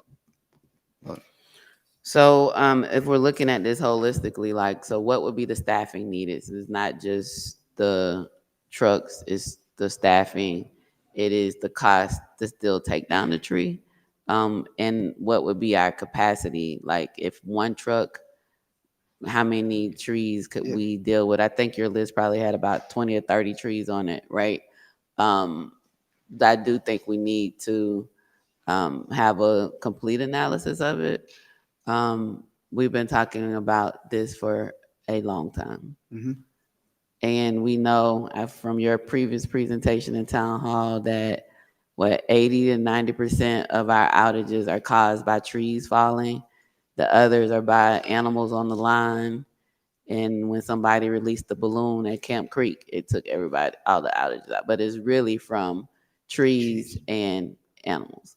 And so knowing that, I appreciate the level of being proactive with tree trimming, but we know we have a lot of aged trees throughout our city. And so if we're going to be proactive, and is it a blended approach, right? Like, so if we added additional 3 tree trimmers at $30 an hour, the truck and whatever, all equipment is with that, what would that total cost be versus how much we've paid to contractors to take those out? So I think we need to look at it holistically. And if it's more than just trucks and salary, like what are the other costs associated with that, and what can we actually manage, right? We talking really, are we going to go up to 10 tree trimmers, right? So like, I think having those numbers and that analysis comprehensively will help us. But on Monday, if we can get a draft budget amendment just to talk through. Like I said, I don't know if there are other items that need to be, but this again is power reliability. And when people are without power, that's a major negative quality of life impact. And also it impacts revenue, right? You have said at the previous meetings, you never want the power to go out. And no one in the city wants it either. We want to make sure when we flip our light switch on, it comes on. So thank you so much for the presentation and the thorough discussion. And can you share the slides? And then, Madam City Clerk, if we can either just put this item on the work session agenda for Monday and/or a full budget amendment from staff. And so one last thing, I'd just like you guys to keep, the 2 employees. Oh, yes. Yes. How are they doing?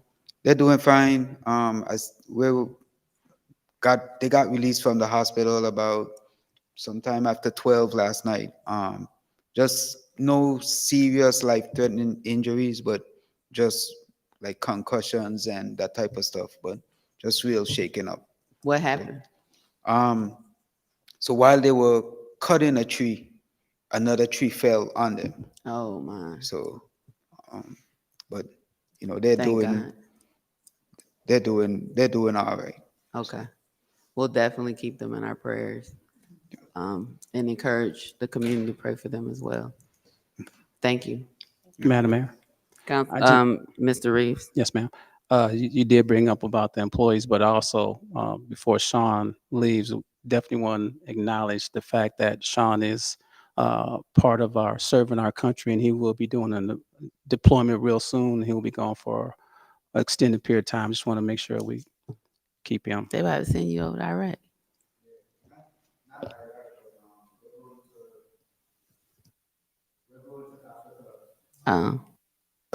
No, you don't.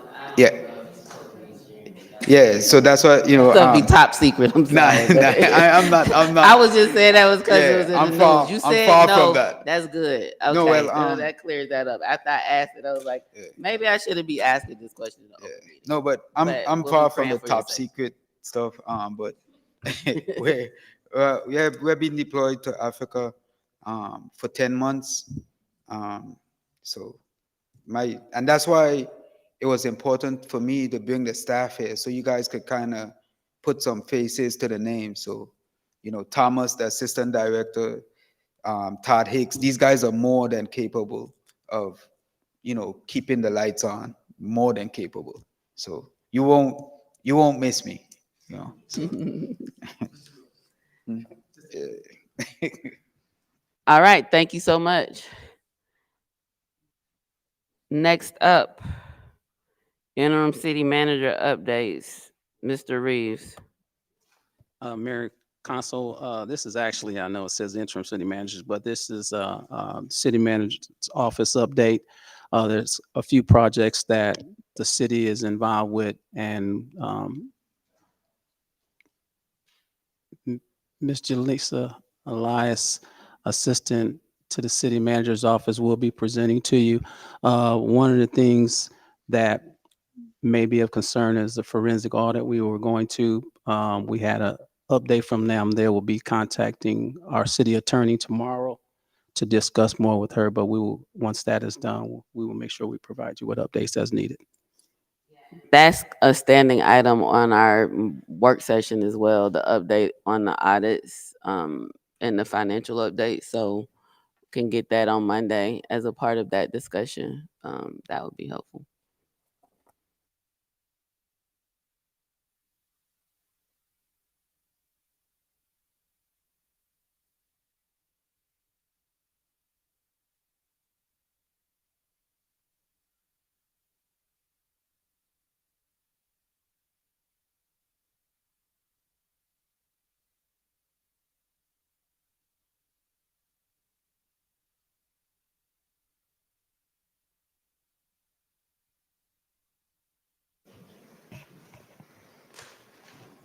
Good evening, Mayor and Council.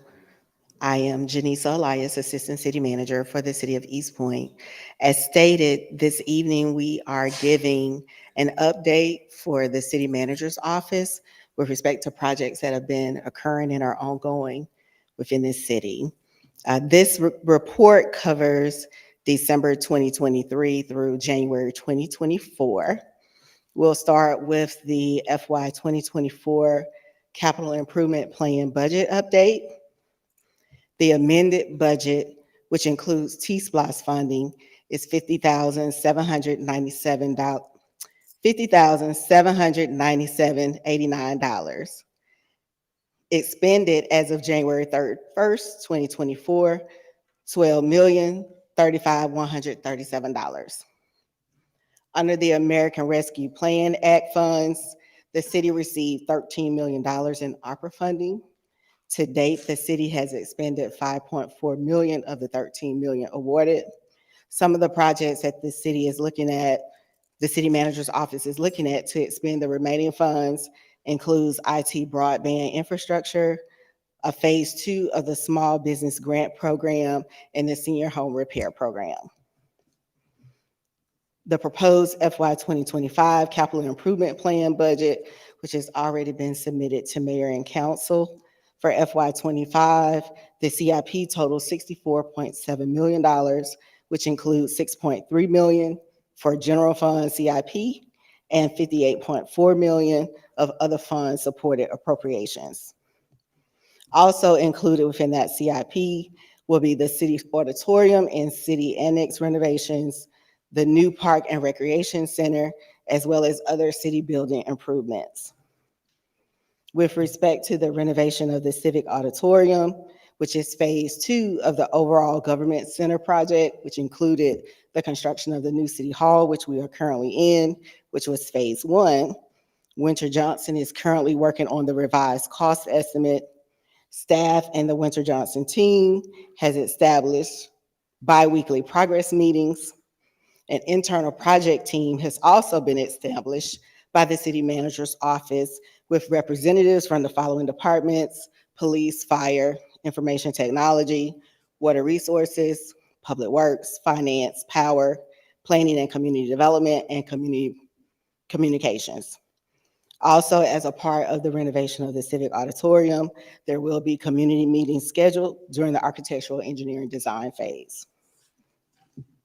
The other major project that the office has been working on with Parks and Recreation is the Ward D Recreational Facility. Requests for proposals were solicited via RFP 2024-1845. 9 proposals were received. The top 4 firms' proposals were selected for in-person interviews, which took place January 29th and January 30th, 2024. The firm proposal will be submitted by the Parks and Recreation Department for review and approval at the February 12th work session and February 19th council member for review and consideration by you all. One of the things that you all asked when we talked about this last month was available funding sources for architectural engineering design. It might be helpful if somebody scrolls up on the screen since we're looking at something.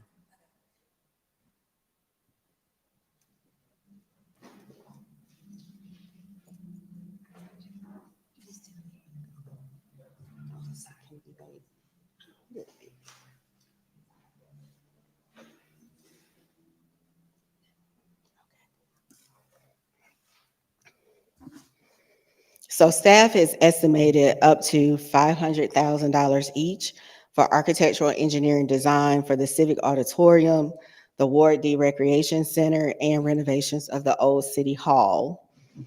Before we mentioned that there are 2 available funding sources that staff would need direction from mayor and council as to which funding source to use, which would be the hotel motel tax. The balance available per the revenue expenditure report dated January 31st, 2024 for tourism promotion is approximately $1.1 million. Under the Municipal Competitive Trust Fund, the balance available per the monthly activity statement, which is dated December 1st, 2023 to December 31st, 2023, is approximately $23.3 million. And it's a little difficult to read, but this the chart or the table that you see before you is just a list of the C-Click Fix reports that came in 2023, and it identifies some of the categories of the types of requests that were sent in by citizens here in the city of East Point. Under neighborhood revitalization, Mosaic Community Planning conducted community meetings in East Washington, River Park, and Center Park neighborhoods. Follow-up community meetings will be scheduled to review the draft plan based on input from the previous meetings and the housing survey that was distributed. Staff also submitted the 2024 CHIP grant application to the Department of Community Affairs via the eCivics portal for consideration for owner-occupied single-family residential rehabilitation. We are also awaiting the notice to proceed for the 2023 Fulton County Community Development Block Grant that we received to remove non-blighted residential structures in the city. Also included in the report, you can scroll down a little bit more, is some of the statistical data from our supportive services under the Office of Equity and Inclusion. Here, the graph just kind of indicates the number of requests that the Office of Equity, Inclusion, and Empowerment received for rental assistance, utility assistance, homelessness, and mortgage assistance. Also included is the pie chart, which breaks down the total funds that were expended for each of those categories and the funding sources from which those funds were allocated. So for rental assistance, for example, there were some funds that were received from ARPA funding. There was also rental assistance funding received from some community development block grant funds. The same for rapid rehousing, as well as utility assistance, as well as furniture assistance from ARPA funds, also received and expended under the program. The division also receives referrals to partnering agencies. Some of those resources include emergency shelter, rental assistance, mental or behavioral health, utility assistance, food, as well as legal services. And the pie chart there breaks down the percentage of the referrals.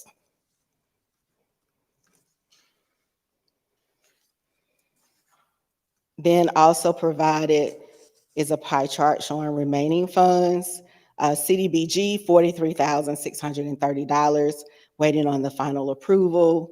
There are no more funds available under ARPA, and funds reserved under the Office of Equity and Inclusion $27,968, and that's general fund dollars.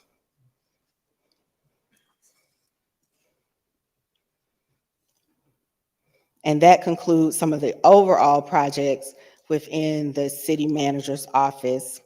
The next is a summary report of the Commons redevelopment project. It covers activities between November 2023 and January 2024 regarding the subject project. The purchase sale agreement was executed November 1st, 2023. The groundbreaking ceremony was held December 29th, 2023.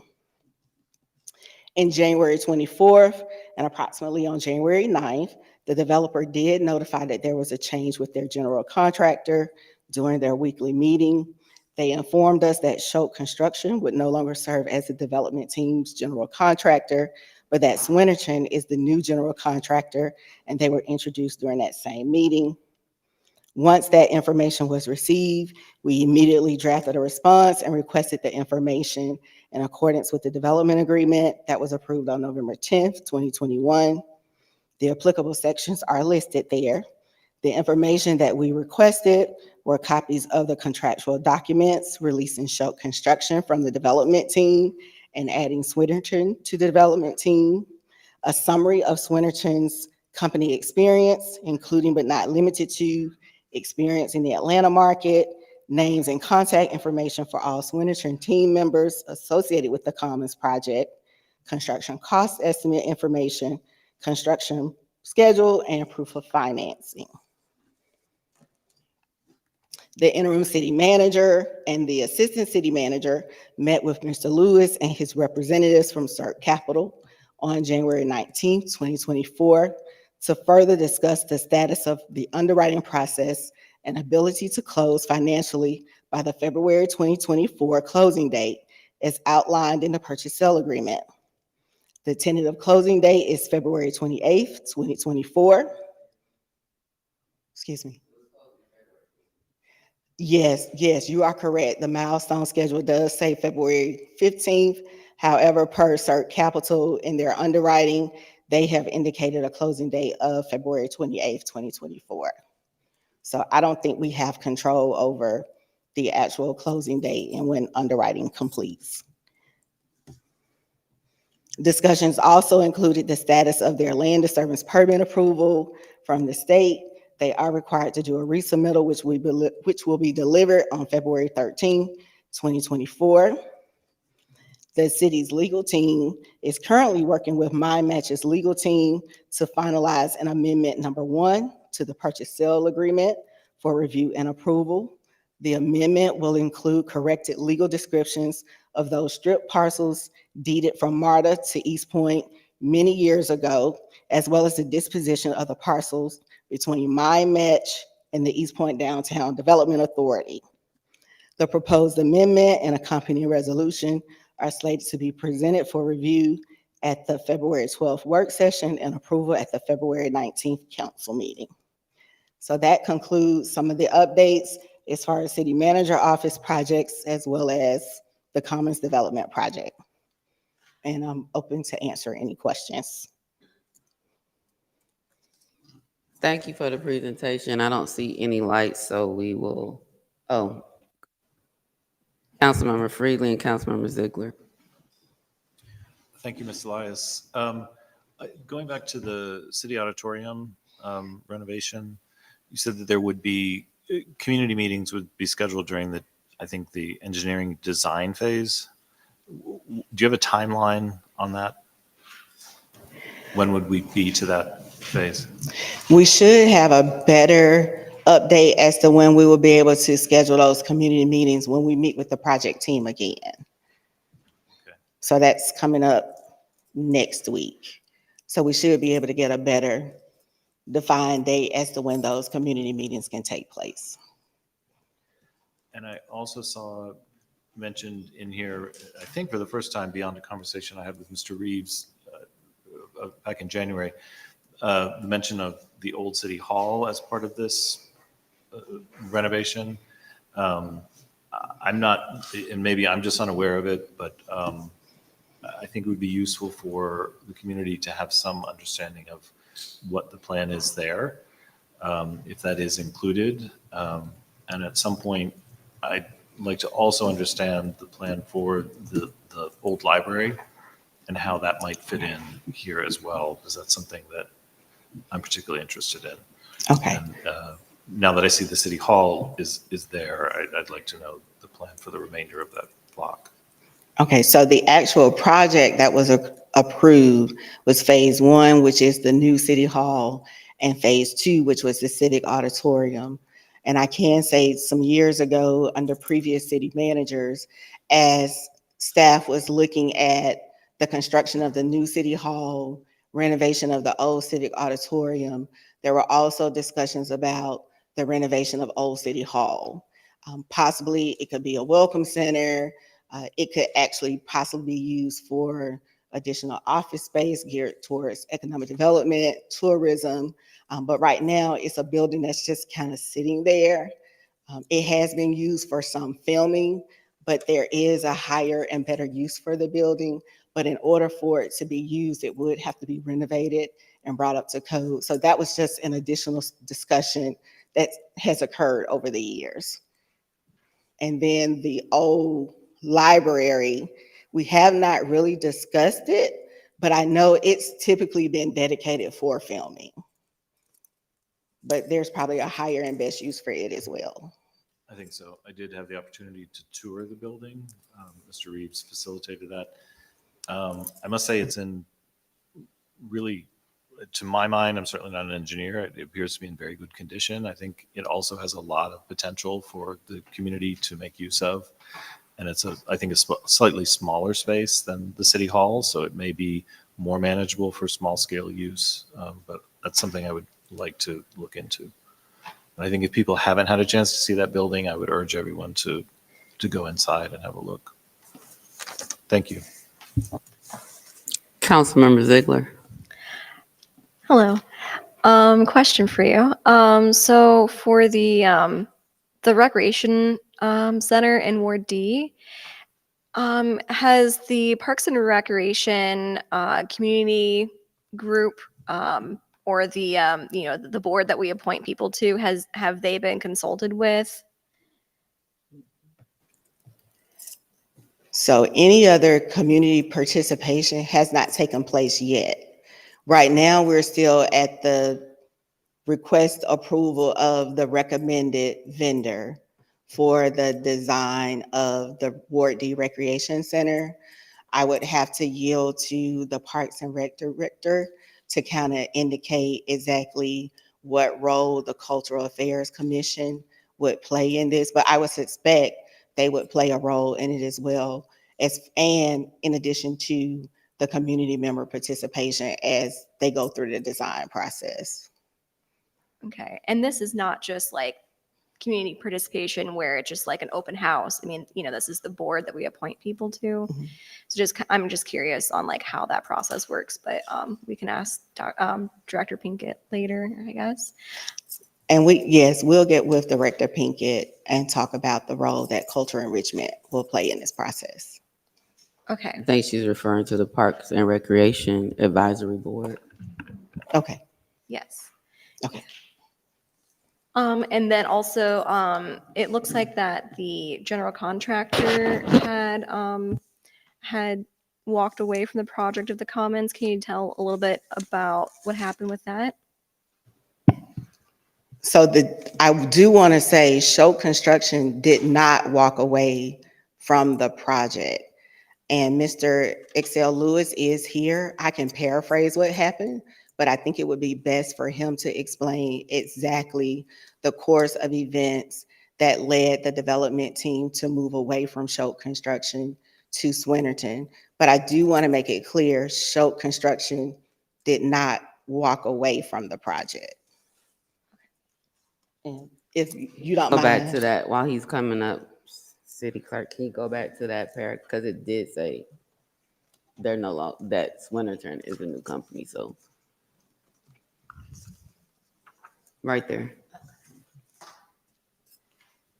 Good evening, Madam Mayor and Council.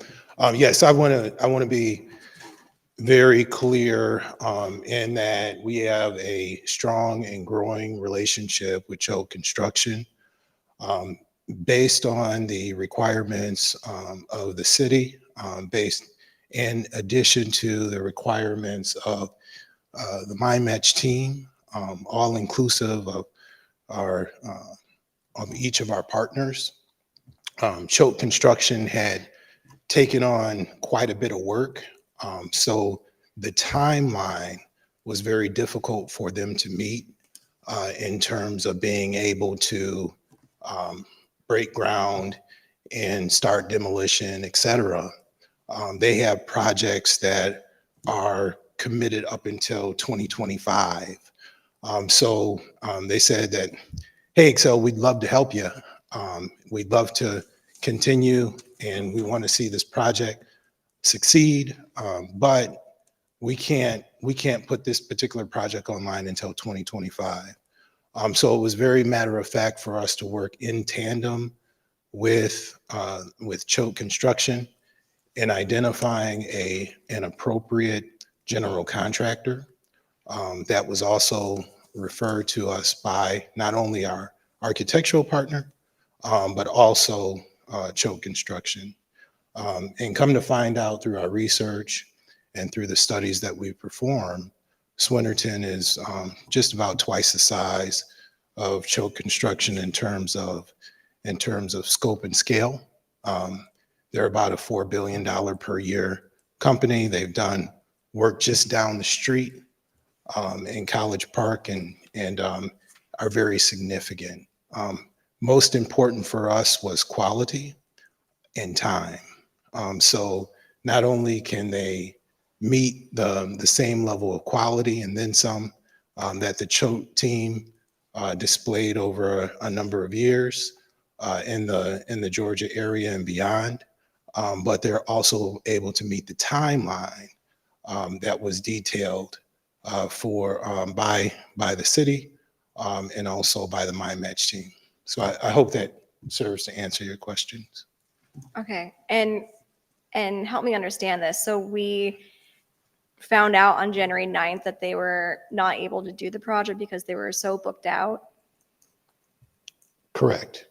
Okay. Yeah, and so yes, to answer your question, there's a letter that details that that was written by Choate Construction, and Britton Miles of Choate Construction is more than willing to have a conversation with the city in regards to it. Although it's not a material change to the development agreement or purchase and sale agreement, we wanted to make sure that we were transparent and letting you all know of this change because we're really about community and community building. And we know that the citizens are very concerned about the success of the project. So we wanted to work together with Janisa and with the interim city manager to make sure that we were communicating in good faith of this particular advancement or edit to the general contractor. And do we have any finalized plans that can be shared with council and the community on the commons? Yeah, so and if you could be detailed in terms of finalized plans. So we have I think the most updated information which Ms. Elias reported on was in respect to the LDP. So the LDP package was submitted. We've been in review through the state in regards to the LDP, and we're just working with them to get final approval. Included in the LDP is a demolition packet. So once the land disturbance permit or land disturbance plan, as well as the demolition packet is approved by the state, then we have the full blessing to move forward.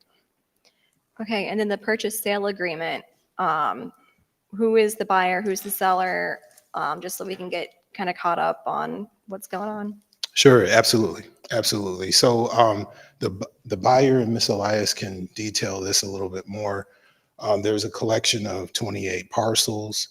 I know the city has worked in good faith to obtain ownership of those particular parcels.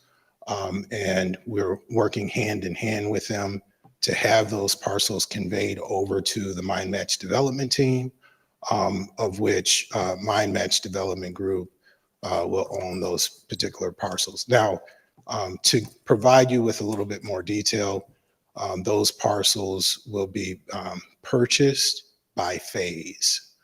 So we're purchasing, per the purchase and sale agreement, we're purchasing those parcels as we build. And that only protects not only Mind Match, but that also protects the city. And so when you look at the entire plan, like the whole landscape of the Commons project, in that purchase sale agreement, have you been able to, look at all the parcels that cover the entire Commons project, or are there some holes that still need to be purchased or talked through? Do you want to speak to that more? All right. There's one parcel that all parties have known we do not have control over. It's still owned by a private entity. No fault of the city, no fault of staff, no fault of the developer. So it has been decided that the project can build around that particular parcel, ensuring that that person still has access to their parcel. There are 5 parcels that are to be included in amendment number 1 of the purchase sale agreement, parcels 3, 10, 24, 25, and 26. Parcels 3 and 10, after further review by the real estate attorneys who are working with us, parcels 3 and 10 are under the ownership of the Downtown Development Authority.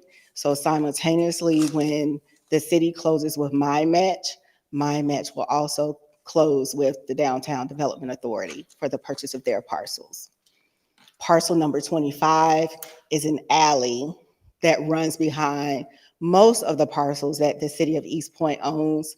The one parcel that we do not have control of, we would definitely have to section out that portion of the alley to be maintained with that privately held parcel. But the remaining of parcel number 25 would be included with the sale of those parcels to Mind Match Development Group. Parcels 24 and 26 are still shown on the tax assessor's record as being owned by MARTA. What we found out is a corrective deed needs to be done and executed by MARTA. Because when we approached MARTA about the MARTA parcels, they sent us copies of all of the deeds where they transferred their parcels to the city of East Point years ago. However, upon review of those deed documents, the real estate attorney found that MARTA included a note on the deed that indicated all of those strip parcels were to be deeded to the city. However, they did not include legal descriptions, which would be parcels 24 and 26, which is why we're having to get the legal description for those 2 parcels executed by MARTA to correct the deed, to clearly show that those parcels were deeded to the city of East Point. And our legal team is working with MARTA's legal team to get those corrected deeds done. Thank you. And last question. So when we talk about timelines, and with this recent change of the new contractor and things like that, how does that affect the timeline? And when can we see like an updated timeline online? And how quickly can we see, updates be made on that timeline online so that the community knows what's going on? So I will say in the purchase sale agreement, the one that was approved in November, there is a milestone schedule. And yes, the mayor is correct on that milestone schedule. It did indicate a closing date of February 15, 2024. However, I don't believe we have control of that when it goes into underwriting. So the financier for Mind Match Development Group has indicated a closing date of February 28th, 2024.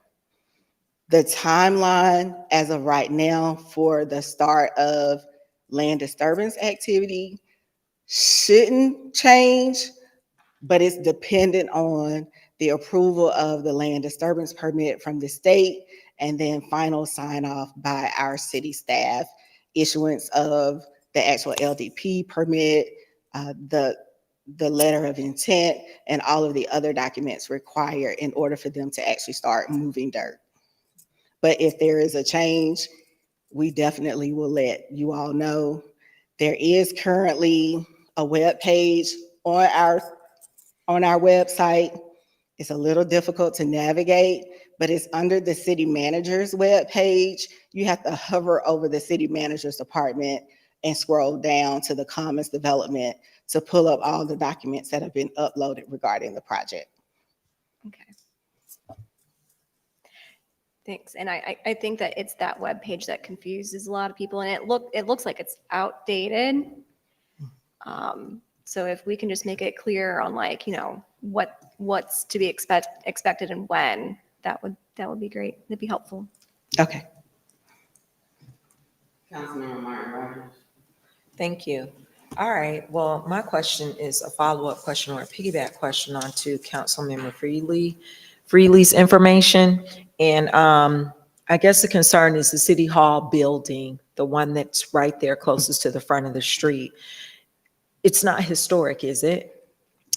Or has it been on that, or has it been placed on a historic registry? It is not on a National Historic Registry. It was identified as one of the places in peril probably about 10 years ago, maybe, when the study was done by the organization that looked at different facilities throughout the metro area. And the old City Hall was identified as one of those structures in peril, which is why the city of East Point decided to save that particular building in lieu of actually demolishing it. Technically, and I don't think the criteria has changed, but technically any building that's over 50 years old is considered historic, but it does not necessarily have to be on the National Registry unless you go through the process of placing that building on the registry. Okay, and I think the follow-up question to what he was saying is, I know that we are looking at doing the auditorium over, but is there any way that we can include the City Hall into this dialogue of renovation projects? I just feel like it would be beneficial to encompass both buildings, the City Hall and the auditorium, while preserving the library. It really does look good inside. But I haven't had to visit yet. Yeah, it's included, but it's separate. So the Civic Auditorium is phase 2 of phase 1, which is this building here. Because the building's old City Hall had been placed on places in peril, and the city decided to save the structure, staff knew that at some point we would have to look at identifying funds to, one, renovate the building, but in the process of renovating, determine what the highest and best use for the structure would be. So it's included in this overall revitalization of the government center process, but it would be a separate contract. And what other buildings in this vicinity are included in? Other than the old City Hall, it would be the old library that would more be kind of included in this government center complex. Okay, thank you. I think you're talking about the Georgia Trust for Historic Preservation that gave that designation about 10 years ago. Yeah. 2 questions, and I'll try to be quick. So when you said that there is a parcel that the city does not own and that we could potentially build around and still move the project forward, is that the small parcel on Ware Avenue in the 1500? I think it's 1500 block.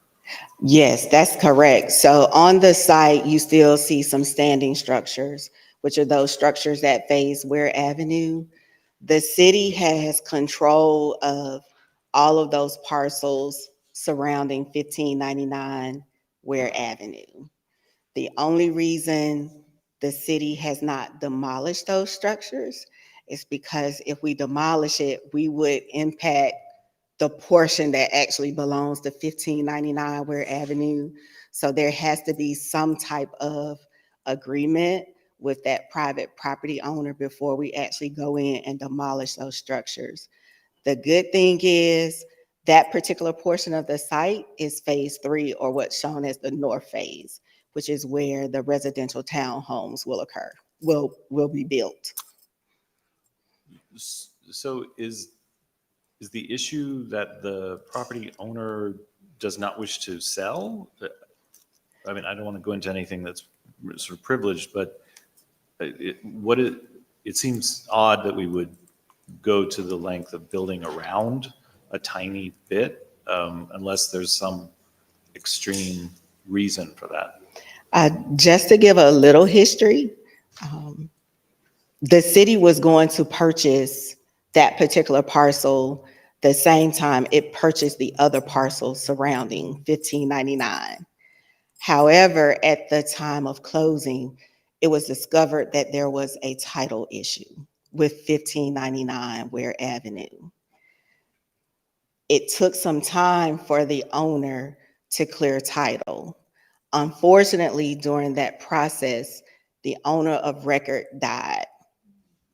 When the owner of record died, yes, it kind of went to the son. However, the son had to go through the legal process of getting ownership and authority to dispose of the property. The issue became the asking price for the property. And the asking price was way above what the city was willing to pay. And that's what kind of created this standstill. Okay. And then just one, sorry. Oh, sorry. And then just one final, and not to beat a dead horse, but on the issue with Choate and the change in the general contractor. Sure. I'm still trying to understand if, they were on board all this time and they were taking on projects or had other projects. I'm finding it hard to understand how it came as a surprise or something where they realized suddenly they could no longer do this project. With all due respect, that's more of a question for Choate. I can just speak to Mind Match and our relationship with Choate, and that's the information that I was told. And we've been working hand in hand with Choate ever since the RFP was issued. They just recently worked with us to have a contractor meet and greet, and I can't recall that date. But it wasn't too long ago. They had the contractor meet and greet. My best assessment of it, and I don't like to assume, is that they were still trying to fit it in into their schedule. But it's just a timing thing. But I can't. Of course, I can't speak for Choate. Thank you. You're welcome. So really quickly, I've been in the old library. Stranger Things is one of their permanent sets, so we can thank them for the renovations and the condition that it's in now. I think it still might be one of their permanent sets. As it relates to the schedule in the purchase sale agreement that was approved by council and included the schedule with dates, that's not something that one party changes. That's something that both parties have to agree on, just like if you're buying a house or another piece of property. Like the closing date is changing. It's not just we have to deal with that. That's really a decision for us to decide if we want to extend closing by 2 weeks or any other changes that might happen to that project schedule that was approved with the November 1st purchase sale agreement. Any of those changes would have to be approved by this council. And with a new general contractor coming on board, I mean, with the current project timeline, the construction wasn't supposed to start until August of this year. I don't know if this impacts that, but we need to be looking, I can't remember if it was Schedule E or D, whatever the letter was, or any other changes as we look at the amendments. I didn't hear that mentioned, and that's not a given. And we need to make sure whatever proposed or requested changes to any of those dates is included as a part of that amendment, so this council can decide whether or not they're amenable to the requested extensions of time that Mind Match is asking for. So I think you said we're supposed to get that by Monday. Again, council, that's something that we have to agree to.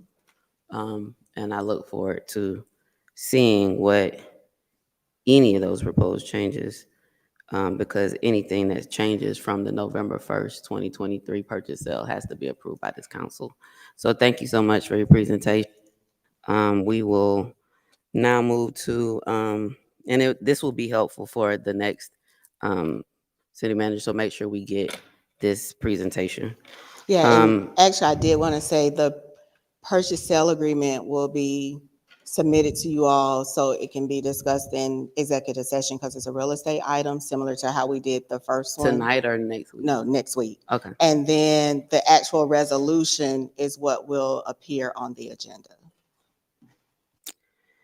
Next up is, we don't have committee reports, adoption of the council agenda. Is there a motion? Motion to adopt the council agenda. Point of clarity. Second for discussion. I think they have appointments. Do they do it now at the end?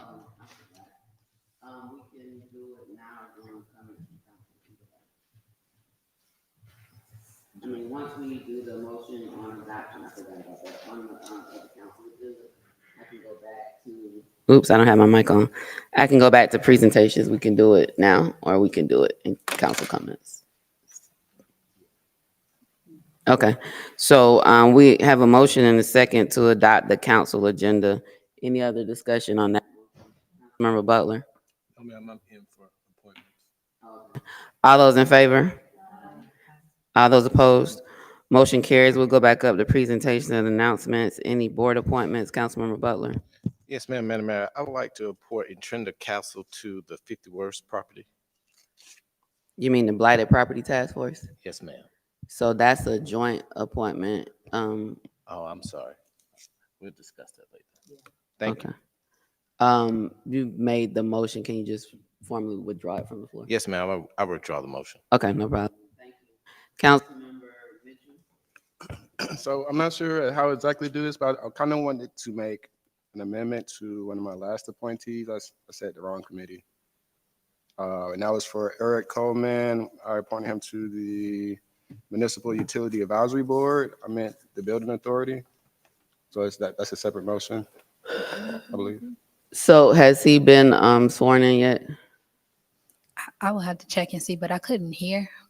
So Councilmember Mitchell mentioned that he, at the last meeting, appointed Eric Coleman to the Municipal Utility Advisory Commission, but it should have been the Building Authority. I asked if he'd been sworn in yet. Probably from a record perspective, we probably need to get a resignation from him for the Municipal Utility Advisory Commission. And then once he resigns from that appointment, he'd be available for the appointment to the Building Authority. Was he sworn in? Okay. I will have to check and see. Okay. I spoke to you briefly about it, but I can't, if you want to check on that, and I could I do will. that. I can give you the answer in the morning. Okay, thank you. Yeah, no problem. Yeah, and I think even if he hasn't been sworn in, because he was actually appointed by motion, and I feel like the Municipal Utility Advisory Commission might have some special rules as well. But interim city attorney, okay. Councilmember Mitchell just said that was fine. So we can,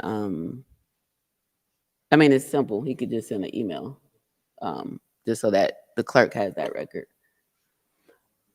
Councilmember Freely. Yes, I'd like to make a motion to make 4 appointments. I'd like to appoint Mr. Larry Walker to the Building Authority, Also, this is a joint appointment, which I already discussed with Councilmember Shropshire. I'd like to appoint Jepere Hemming to the Blighted Property Task Force. I'd like to reappoint Mr. Jonathan DeJoya to the Downtown Architectural Overlay Review Board. And finally, I'd like to appoint Mr. Shenard Cole to the Municipal Utility Advisory Commission. Second. It's been moved and properly seconded for those 4 appointments to the Building Authority, Blighted Property Task Force, Downtown Architectural Overlay Review Board, and the Municipal Utility Advisory Commission for Council Member Freely, and just get those names to the, I was trying to write them down, but I didn't get all of them. But it's been moved and properly seconded. Any discussion? All those in favor? Aye. All those opposed? Motion carries. Council, anything else, Councilmember Freely? Councilmember Ziegler? Thank you, Madam Mayor. I'm going to make a motion to appoint Michael St. Croix to the Ethics Board. Moved and properly seconded. Any discussion? All those in favor? Aye. All those opposed? Motion carries.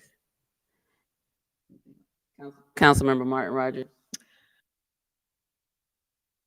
Yes, thank you. I would like to make a motion to move to appoint Doug Jones to the Downtown Development Authority Board. I think that's a joint appointment too. Okay, Yeah. all right. Motion, thank you. All right. And comments from council. Next up is approval of city council minutes from the January 16th regular meeting of the East Point City Council. Is there a motion? Madam Mayor, Yes, Councilmember Shropshire. would like to make a motion that we approve city council regular meeting minutes from January the 16th. It's been moved and properly seconded. Any discussion? All those in favor? Aye. All those opposed? Motion carries. Next up is approval of the minutes from the special call meeting on January 23rd. Is there a motion? Madam Mayor, Yes, Councilmember I would Shropshire. like to make a motion that we approve the special call meeting on January the 23rd. It's been moved and properly seconded. Any discussion? All those in favor? Aye. All those opposed? Motion carries. Next up, approval of minutes from the January 29th special call meeting. Is there a motion? Madam Mayor, Yes, Councilmember I would Shropshire. like to make a motion that we approve the special call meeting on January the 29th. Is there a second? It's been moved and properly seconded. Any discussion? All those in favor? Aye. All those opposed? Motion carries. We don't have any public hearings tonight. Do we have any public comments, Madam City Clerk? We have 2 public comments this evening. Thank you. Chapter 2, Section 2-2002 BB, Rule 28. The public may speak during the public comment section of the agenda. Speakers must complete a comment form prior to the start of the meeting. Subject may include any subject of choice. There will be a 3-minute time limit for each speaker. Speakers that have signed up to speak may give all or a part of their time up to 3 minutes to another speaker for a total of 6 minutes of speaking time. Speakers may address the council only once during this time of the agenda. Speakers must identify themselves and their address prior to speaking. Questions from the speakers may not be addressed during the public speaking section of the agenda. East Point residents will have priority over other speakers. There will be a total of not more than 60 minutes for the public speaking section of the agenda. Speakers may only address the presiding officer. Speakers shall observe all rules of decorum. No debate, disrespect, or obscenity shall be tolerated. The presiding officer shall rule any such individual out of order that fails to comply with the foregoing. Madam City Clerk, you can call the first speaker. Up first, we have Ms. Tabitha Hudson.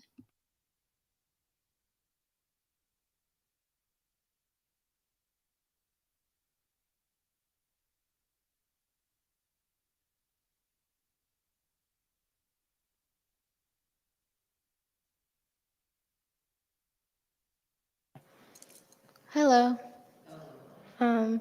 Today I would like to propose an idea to all of you. I would like to propose that you guys give us around $500 or $5,000, you choose, to each ward for all high school seniors, no matter if they go to public school, private school, or homeschoolers. So we could be able to have a gateway to pay for college because, college is expensive right now and we have a hard time paying for it. So we would like a scholarship to help us be able to get that far. It does not matter if we are on an academic level or if we are on a athletic level. As long as one person get it, that's enough for everyone, at least once a month. It's a nice idea. So if you guys could consider it, that would be nice and wonderful. And yeah. Can I give the rest of my minutes to my grandma? Okay, How much thank time you. does she have left? 2 minutes left even. Thank you. You're welcome. And up next, we have Miss Andrea Hudson.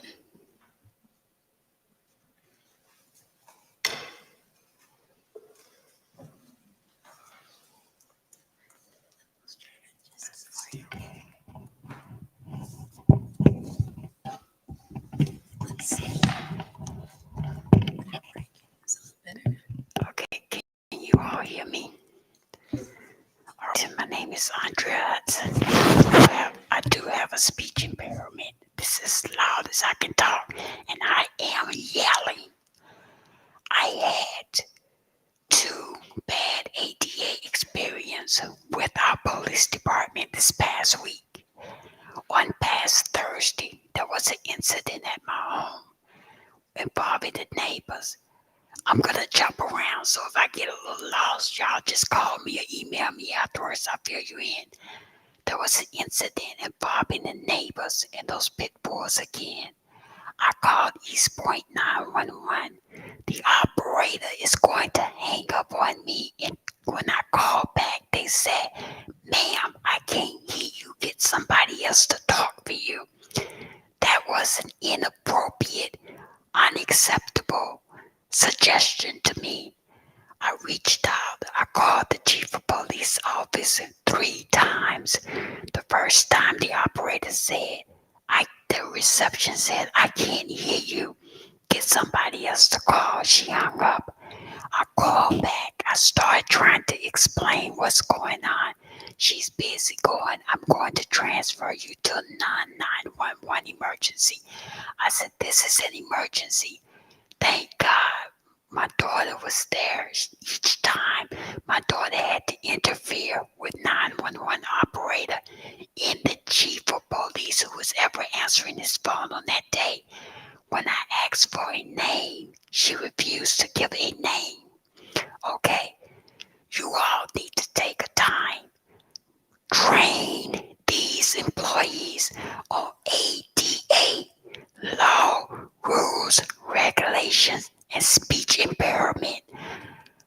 One of the operators asked, this was 911.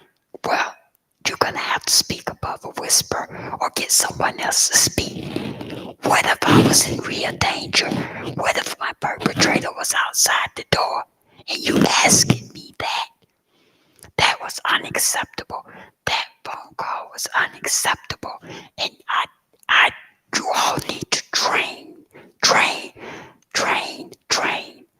Okay, another incident that's going on with Don Pork of 2681 Westchester Drive. My family is being harassed, terrorized, bullied, or by she and her dogs and the guests at her house daily. She has 2 extra large pit bull dogs and another large brown dog I don't know the name of. Saturday, when we got ready to leave for a funeral, we could not go out of our house because her dogs were set free. I called 911. The same response. Get somebody else to call in for you. Animal control made it out there before 911. When 911 showed up, it took animal control 15 minutes. It took East Point a good 20 minutes.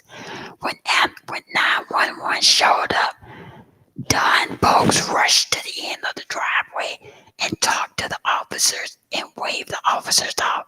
I requested to speak to the officers. They never came up to my door. They never spoke to me, and here it is. My accuser has told them all is well. Again, what if I was in another situation? Miss Polk has used those dogs for the past 4 years this year as a threat, bullying, terrorizing. Last October, she stood in her driveway, she and her daughter. Her daughter threatened to come over there and kick my black other words and do everybody a favor. Miss Polk egging her on. At that day, I feared for my safety to the point I went and got licensed and trained to use. My grandkids cannot go outside, and bear in mind, my youngest grandchild, he has to wear a brace full time. They cannot go outside and enjoy our backyard. She will put those dogs out there. It is sad we have tried to train our 17-year-old and our 13-year-old to use bear spray so that they could just go outside in our backyard and enjoy it. I have called Animal Control. I've called East Point. There are several records of it. Nothing is done. The U.S. Postal Service employee refused to deliver my mail on Tuesdays, and their supervisor has to bring it out. Amazon's supervisor has put in my records that if a driver felt at danger, they are not to deliver to my house because of those dogs. I'm asking not just Ward C, but everybody up here. I need help. She threatened my life, so I had to write a letter in detail to the police department and say if something happens to me or my family to fully investigate. They stood out there. They threatened to blow my house up with all the ends inside. And if I made it out that she was a sharpshooter and they would take us out that way. This has got to stop. I've been living there since 1994. My ramp was there, my wheelchair was there before she came, and I should not have to live in fear, and nor should my ADA rights be that dishonored. There are laws against those dogs, especially against me next door and my grandson in this position, and I am asking you all to please contact East Point tonight and ask them to have someone to escort me home because I got a text saying she already don't let the dogs out. We leave, we go. We have to wait till she feel like that we can come and go out of my own house. And I would like to get safely in my home tonight. Thank you so much for coming sorry to go tonight. over time. Please Police forgive Chief Buchanan was in the room and heard your remarks as well. And so as you're leaving out, you can speak with him regarding those safety concerns. Thank you, Ms. Hudson. And thank you, Tabitha Hudson. Sorry, those are all the public comments we have this evening. Okay. Next up, our council is item number 6, council review and approval of animal services, Fulton County intergovernmental agreement. Can we get the floor to open up the floor for discussion and possible? Can we get a motion Madam to open Mayor? up the floor for discussion and possible Madam action? Mayor, I would like to make a motion to open up the floor for discussion and possible action on the animal service Fulton County agreement. Second. It's been moved and properly seconded. Any discussion? All those in favor? I need some more. All those in favor? All those opposed? Motion carries. The floor is now open. I'll turn it over to interim city attorney Wiggins or to our interim city manager, Mr. Reeves, regarding this contract. I know when it came before us before, there was a substantial change in the proposed contract for this year, such to the point that it would require us to actually have additional staff to respond to dog calls, and there was a concern by council that staff was to look into and try to work with the county to work through getting a agreement in place if possible. So I'll turn it over to either of you. Yes, ma'am, Mayor and Council. Thank you. The contract was reviewed and discussed with the Fulton County Animal Services.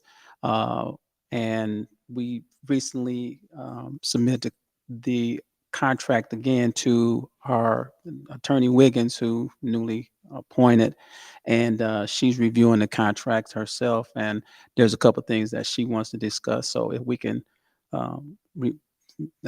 move this to our next scheduled meeting, so she'll have a time to really discuss what she needs to discuss with us and get with Fulton County again. Attorney Wiggins, did you want to say anything? My question is just, is time of the essence. I know we've received several extensions, and Attorney Wiggins was just appointed last week. And so I do understand that, trying to coordinate the meetings, but are we okay? Do we need to put it on the February 12th agenda and indicate action may be taken? Because we can vote if need to be on the 12th, or do we have until the 19th? Madam Mayor and Council, I have reviewed the contract, and it's not on.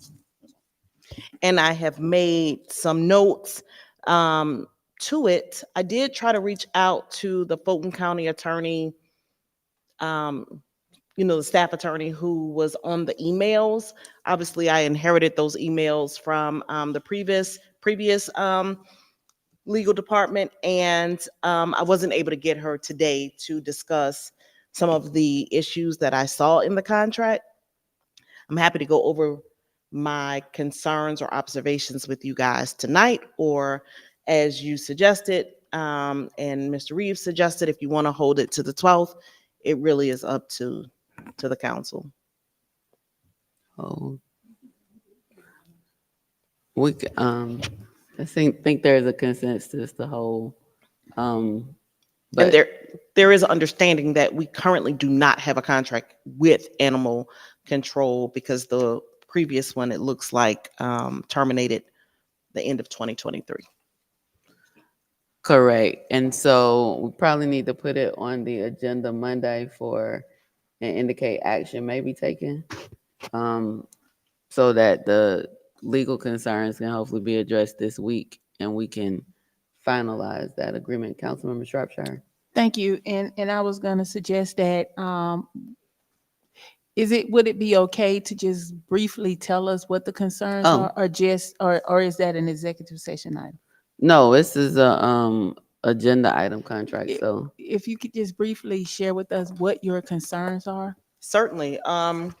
So in one of the sections, it talks about the citations and the county enforcing the code. And it doesn't dictate, though, if they're going to be enforcing the Fulton County Code of Ordinances or the city code. And then once that's determined, if a citation is written, it is absent to whether or not those citations would be prosecuted in our court or in Fulton County Magistrate Court. And so I think that needs to be clear, because obviously if someone pleads guilty or is found guilty from the citations, there's revenue that is derived from those citations. The other thing I saw was that there's no indication about the notice of renewal. This contract is 1 year with 4-year renewals, 4 1-year renewals. But it doesn't say how far in advance from the end of 2028, December 31st, 2028, that we must give notice that we want to renew. Because if we don't, the services will then revert back to the city to have to provide that service to the citizens. A Scrivener's error is it has the previous city manager in the section about notice to the city. Under Article 7, in the section that talks about termination and remedies, I think it needs to be reversed. Instead of if a default occurs, what the county's rights are, it really should be if the city's rights are, what the city's rights are as the county is providing the services to us. There's a conflict in Article 7 with Article 2, which talks about the notice of termination. I do think that we need to reference the service delivery strategy so that that can be updated simultaneously with this contract. There's a portion in Article 6 about indemnification. I want to make sure that you guys are aware that that's not required under OCGA 46.5-131 unless we explicitly agree to it in the contract. So just want to make sure you understand that by putting that section in there, you then are on the hook for indemnifying the county for any issues with regard to 911 calls. And that the level of service, I think this is the last issue I have, the level of service, to make sure it says that it is at the same level as the unincorporated in any other cities that they provide this service to. All right, thank you for that overview. And Madam City Clerk, if we can have it on the work session agenda with the indication that action may be taken. Okay. All right, next up is update on Ward D environmental concerns. Councilmember Martin Rogers, motion to open the floor for discussion. Motion to open the floor for discussion on Ward D environmental concerns. Been moved and properly seconded. Any discussion? All those in favor? All those in favor? All those opposed? Motion carries. The floor is open. Councilmember Martin Rogers.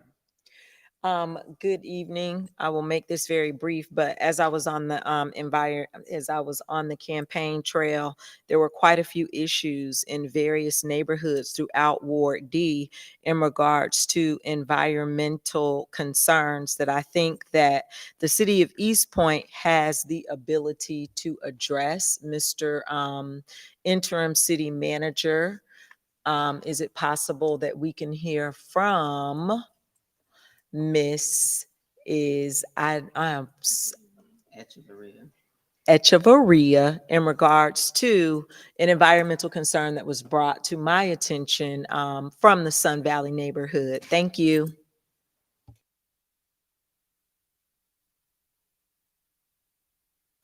Yes, ma'am. Mayor and Council. Director, Water and Sewer Stormwater, Ms. Shavir will present to you an update on the Sun Valley.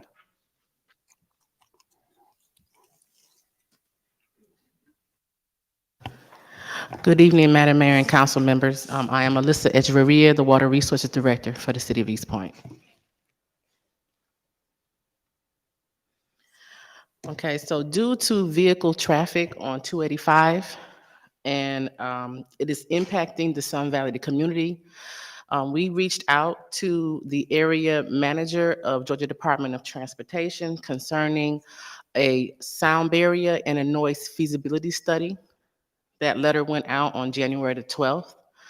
I reached out to Mr. Eric Young today concerning his availability for either a phone call, an in-person meeting, or a virtual meeting. I have not heard back from him, but the good thing is he's actually located on Roosevelt Highway. So I do plan on stopping by that GDOT area construction office tomorrow to see if I can get Mr. Young's attention regarding a response to our concerns. Yes, next. Okay. Okay, thank you. So just to make our concerns easier for the Georgia Department of Transportation, as you see here, we did most of the legwork. We're requesting for a 1,930 feet sound barrier that's going to run parallel to 285 and Catalina Circle and stop at the cul-de-sac at Acapulco Way. Okay, so we provided photos to show the parcels and the actual subdivision behind that's impacting our residents. And we also did field and aerial photos. So right now, we're just waiting to hear back from the area manager at this time. But again, I will definitely stop by that office en route to the city tomorrow, and I'll give an update to the interim city manager. As a follow-up question, there was one more community that had some concerns, and I know that after the fact, it is hard to advocate for these. These things should be asked for on the front end, but it was also brought to my attention the Williamsburg community at the last community gathering that I had on January 27th. January 27th.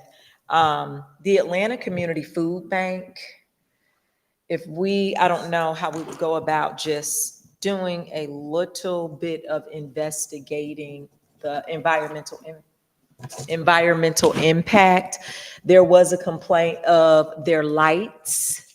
And now we all know that buffers, we can no longer utilize trees as buffers because in the fall, trees shed their leaves. So if we could possibly, I guess, investigate, Mr. Interim City Manager, looking at that Williamsburg community, right there, that row of houses. I'll be able to get 2 addresses for you to pinpoint and maybe send those in to you by midweek. Mr. Interim will send them in midweek so that we can look at the environmental concerns that those neighbors are being faced with as well. Okay. Yes. I will add to that there were some conditions on that rezoning for the Atlanta Community Food Bank. And I don't recall what all of the conditions were, but there have been concerns about once those trees were cleared, the noise that those residents hear from 285, so similar. And at the South Fulton Municipal Association meeting in Hapeville, Congresswoman Williams had one of her staffers there who talked about a neighborhood noise act, I think that's what it's called, that she's proposing. Councilmember Martin Rogers is saying it's House Bill 1087. I can't remember the number, but so there's that, because not only is it East Point, but there are other cities within the 5th district, her district, that are experiencing this. And I also inquired of her as to whether or not for the community projects, like where they gave us the 1.6 million, she gave us the 1.6 million for water infrastructure and the continued, they used to call them earmarks. They don't call them that anymore. I think it's community project something, but whether or not these types of asks can be a part of that. And she said possibly. So a couple of funding opportunities at the federal level, but also looking at the conditions that were part of that rezoning. I don't recall if anything was there, but the lighting and the position of that building and what they shared, I know that came up during the rezoning process and the concerns regarding that. And I think there may have been some assurances about either light shedding or something to that effect. So the rezoning conditions we should look at as well. All righty. Thank you so much. Next up, comments from council. We have any comments tonight? Shropshire and Councilman Cummings. Thank you. And thank you, Ms. Hudson, for your comments. You mentioned children as well on your street that are causing a problem. And I think those are the same neighbors that's causing a problem for another neighbor on your street as well, because I received phone calls from that neighbor. They like to throw things in people's yard and run up in people's yard and everything. And so this other neighbor has had to call the police as well for assistance for those kids as well. And speaking of dogs, there's another pit bull that's in the neighborhood more towards the end at a corner house that they tend to let loose. And when the neighbor goes out to her car, the dog just kind of run up to her, just try to basically charge her. And I think she's on a cane and she has to go back in the house. She can't come out. So there are issues with dogs and kids on Westover because another neighbor has made the same complaints with what's going on. So if we can look into that, and I'll get you the address to the resident's house that's closer to Westover and, oh God, I can't think of that street. Oh man, whatever street that is you turn down to get to Westover. And I can't think of it, but I'll get you the name of the resident where the dog is, and I'll call the other resident and get the address of where the kids are that's causing a problem in the neighborhood. Thank you. Councilmember Cummings, Councilmember Ziegler. Thank you, Madam Mayor, and I want to thank everybody for coming out and attending the meeting this evening, even in person or via live stream. Again, we want to make sure that we continue to keep our two East Point employees, Mr. Edward Hall and Mr. Gilberto Tapia, up in our prayers. Want to wish them both a speedy and healthy recovery. And also, Ms. Hudson, we hear you and we do understand, and we are, we apologize for you having to go through this. No, everyone should be able to enjoy their residence. They should be able to enjoy their home. They should be able to go outside. Kids should be able to play and not be in fear of dogs, wild dogs, or neighbors. So thank you, Chief Buchanan, for addressing that issue with Ms. Hudson. And I know you'd ask for some assistance with getting home because you didn't want to have an altercation with the neighbor. So I'm sure that we will make sure that we take care of you with regards to that. And I also want to invite the community out. We are having our quarterly Ward C community meeting. It's going to be February 16th from 6 to 8 o'clock p.m. It's going to be at St. Stephen's Missionary Baptist Church, which is located at 2670 Hogan Road, East Point 30344. You have an opportunity to meet our new representative for Ward C, Mr. Tremaine Mitchell. We also have all divisions of labor to come out to answer questions for residents and address any concerns that they have. So again, we look forward to seeing everyone at the quarterly Ward C community meeting, February 16th at St. Stephen's Missionary Baptist Church. Thank you. Councilmember Ziegler. Thank you to everybody who came out tonight. And to Ms. Hudson, thank you so much for being an active and an engaged resident. Part of my platform is ADA compliance and how to make our city more accessible with people who need additional resources, and updating and upgrading our 911 system has been on my list.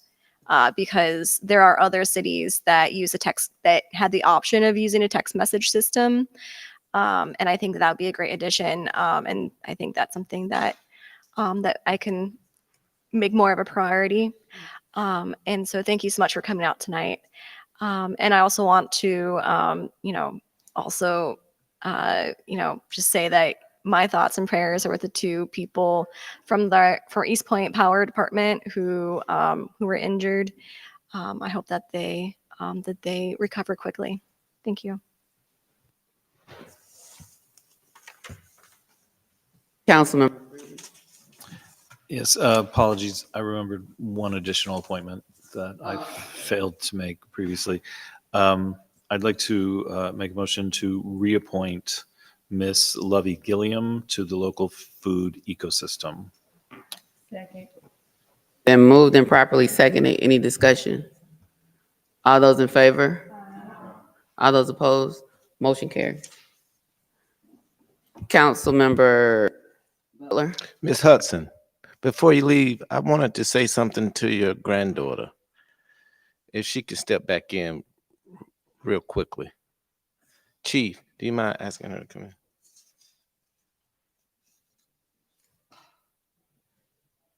First of all, Tabitha, I wanted to say thank you for bringing that ideal to council. I thought it was something that we should look into. I'm not sure if we can, but we will explore that for you. I did have a question that you'll have to submit me to answer in email. You asked for $5,000 per ward, but then you asked for monthly. So if you could send me an email at jbutler@eastpointcity.org with your request, then we'll take a look at it and see if we're allowed to do anything like that. There may be a gratuity issue, but we'll at least explore it.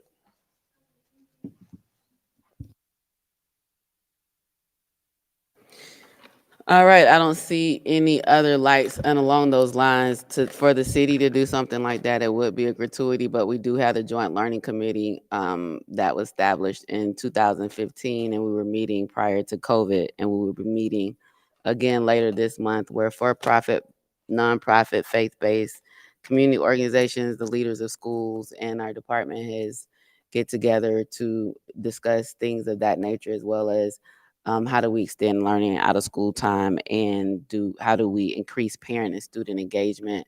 And so thank you, Tabitha, for being an amazingly engaged young East Pointer. To Ms. Hudson, who's always bringing issues to our concern. I will say that I can't remember the resident that lives in that area, but I've talked with another resident who literally had to try to get chief on the line and get some intervention because of an irresponsible dog owner and neighbor who will not keep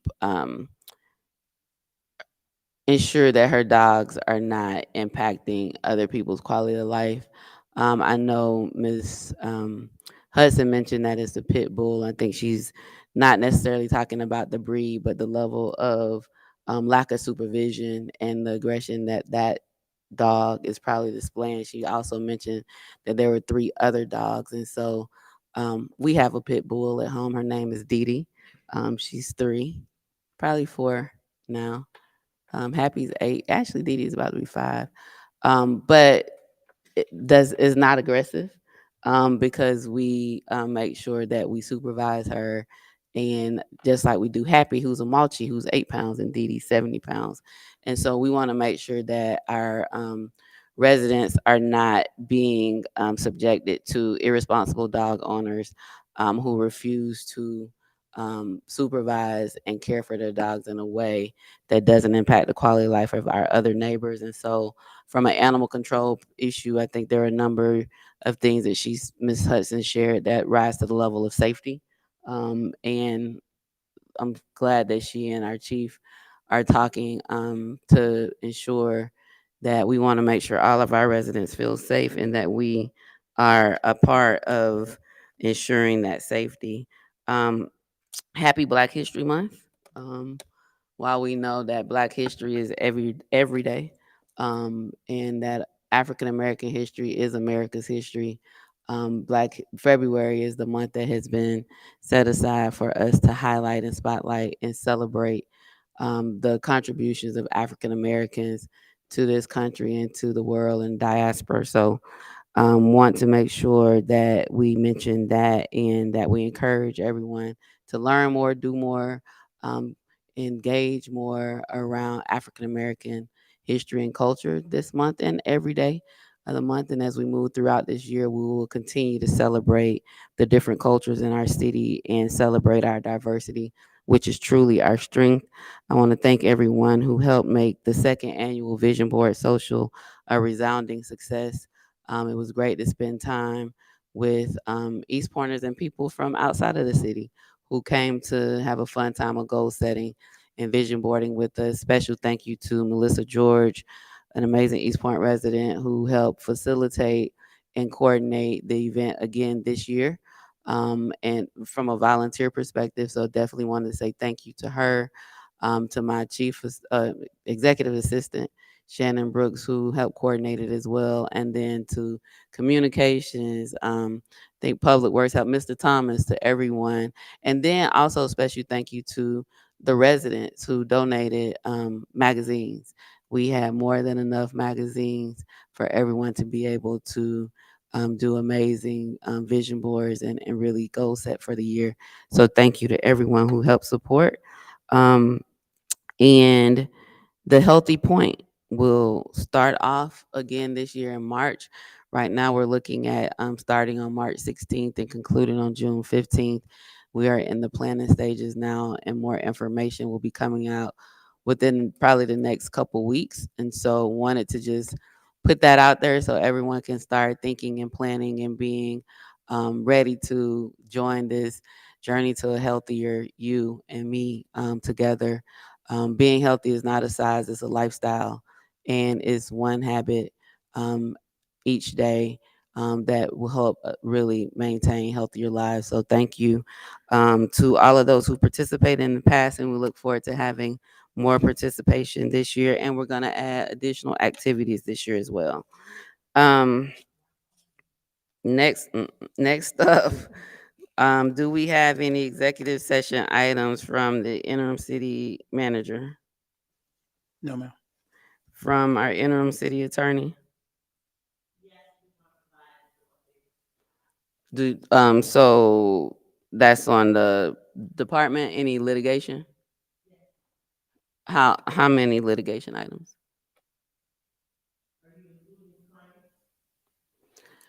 So pressure mic for me. So there's a personnel that will do for city attorney where we can get updates. But if there are litigation items that we need to potentially authorize you or the other attorneys that are working with us regarding those claims, that those would be, I think, separate because we'll have to take action on that. But the other updates can be a part of the personnel item. So then I would say 3. 3 legal? Yes. Okay. Any from council? I have 3 personnel. Councilmember Shropshire, Councilmember Freely. I have 1 personnel. Councilmember Freely. 1 personnel. Councilmember Martin Rogers. So how many personnels? So that's 6. 6 personnel and how many legal? 3 legal, Okay. and I don't know if we need the commons as a real estate item tonight. I see everyone is left, so I guess that's on the 12th. I had made a note for that, so I'm guessing that's going to be the 12th. Okay. So it's 3 legal and 6 personnel. They may overlap, but just in case. Okay. Madam Mayor, Yes. I would like to make a motion that we go into executive session for 3 legal and 6 personnels. It's been moved and properly seconded. Any discussion? All those in favor? All those opposed? Motion carries. We're in recess.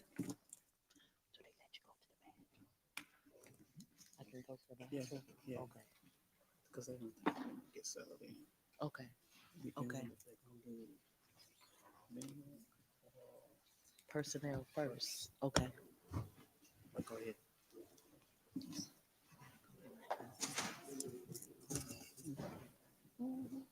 Good job.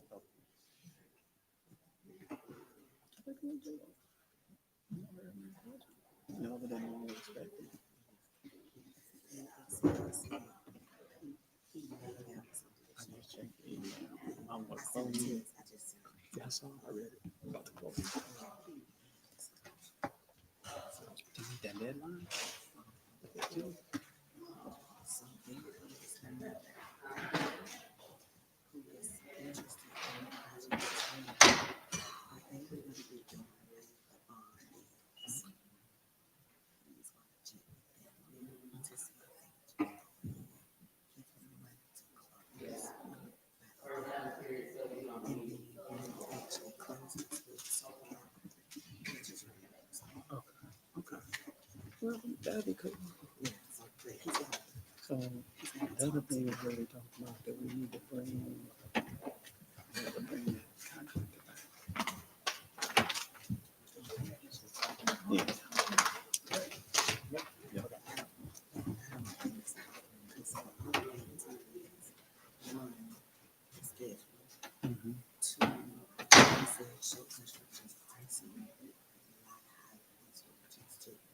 Oh, so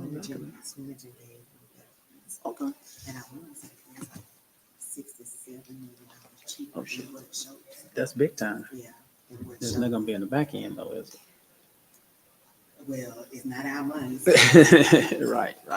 Okay. Okay. It depends which one they do first.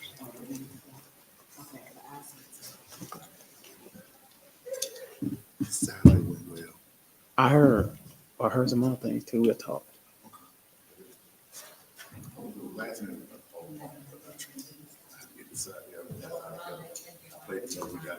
You good? That's a good thing. I heard it turned out. Public has no idea. They never will. But it was two events. Gisette was trying to do one for her to shine light. Alan was trying to do something for Point Print. I was like, they doing two separate, so that they wanted it. I'm like, I don't care what y'all do, just gotta make one of them two possible. Okay. It works. Okay. And tomorrow, I'll talk to Do I just wait till they call me? No, because I should go there now. they'll call. You don't know. Huh? They'll call. Oh, they'll call us, so just sit right here. Mhm.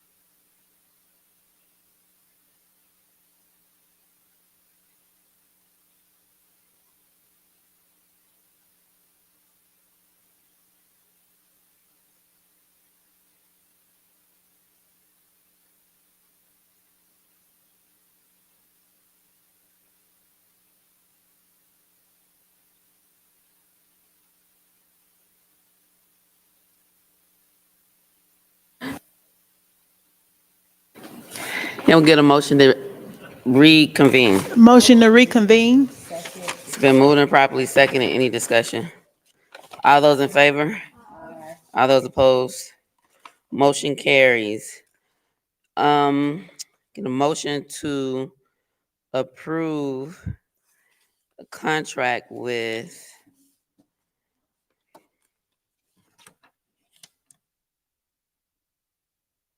Sumter Local Government Consulting, in the amount of $25,000 per month once an interim is placed, with the terms as discussed between Sumter and the city attorney with the city council's changes. Is there a motion? So moved. Is there a second? Second. It's been, and effective immediately. Second, still stands. All right. It's been moved and properly seconded. Any discussion? All those in favor? All those opposed? Motion carries. Next up, motion to appoint Iris Jesse as the acting city manager. Is there a second? Motion to a second. It's been moved and properly seconded that we appoint Iris Jesse as the acting city manager, effective tomorrow, so effective at midnight, which is, oh yeah, we 9 minutes from now. In discussion. So on my discussion, I forgot to ask this question. We talked about revisiting it every week, but I guess do we need to include that or? Okay. Motion on the floor to appoint Iris Jesse as the acting city manager effective at midnight on February 6th. Any discussion on that motion? All those in favor? All those opposed? Motion carries. In the matter of Harold Dennis, motion to proceed as discussed in executive session. Second. It's been moved and properly seconded. Any discussions? All those in favor? All those opposed? Motion carries. Motion to approve the executive session meeting minutes.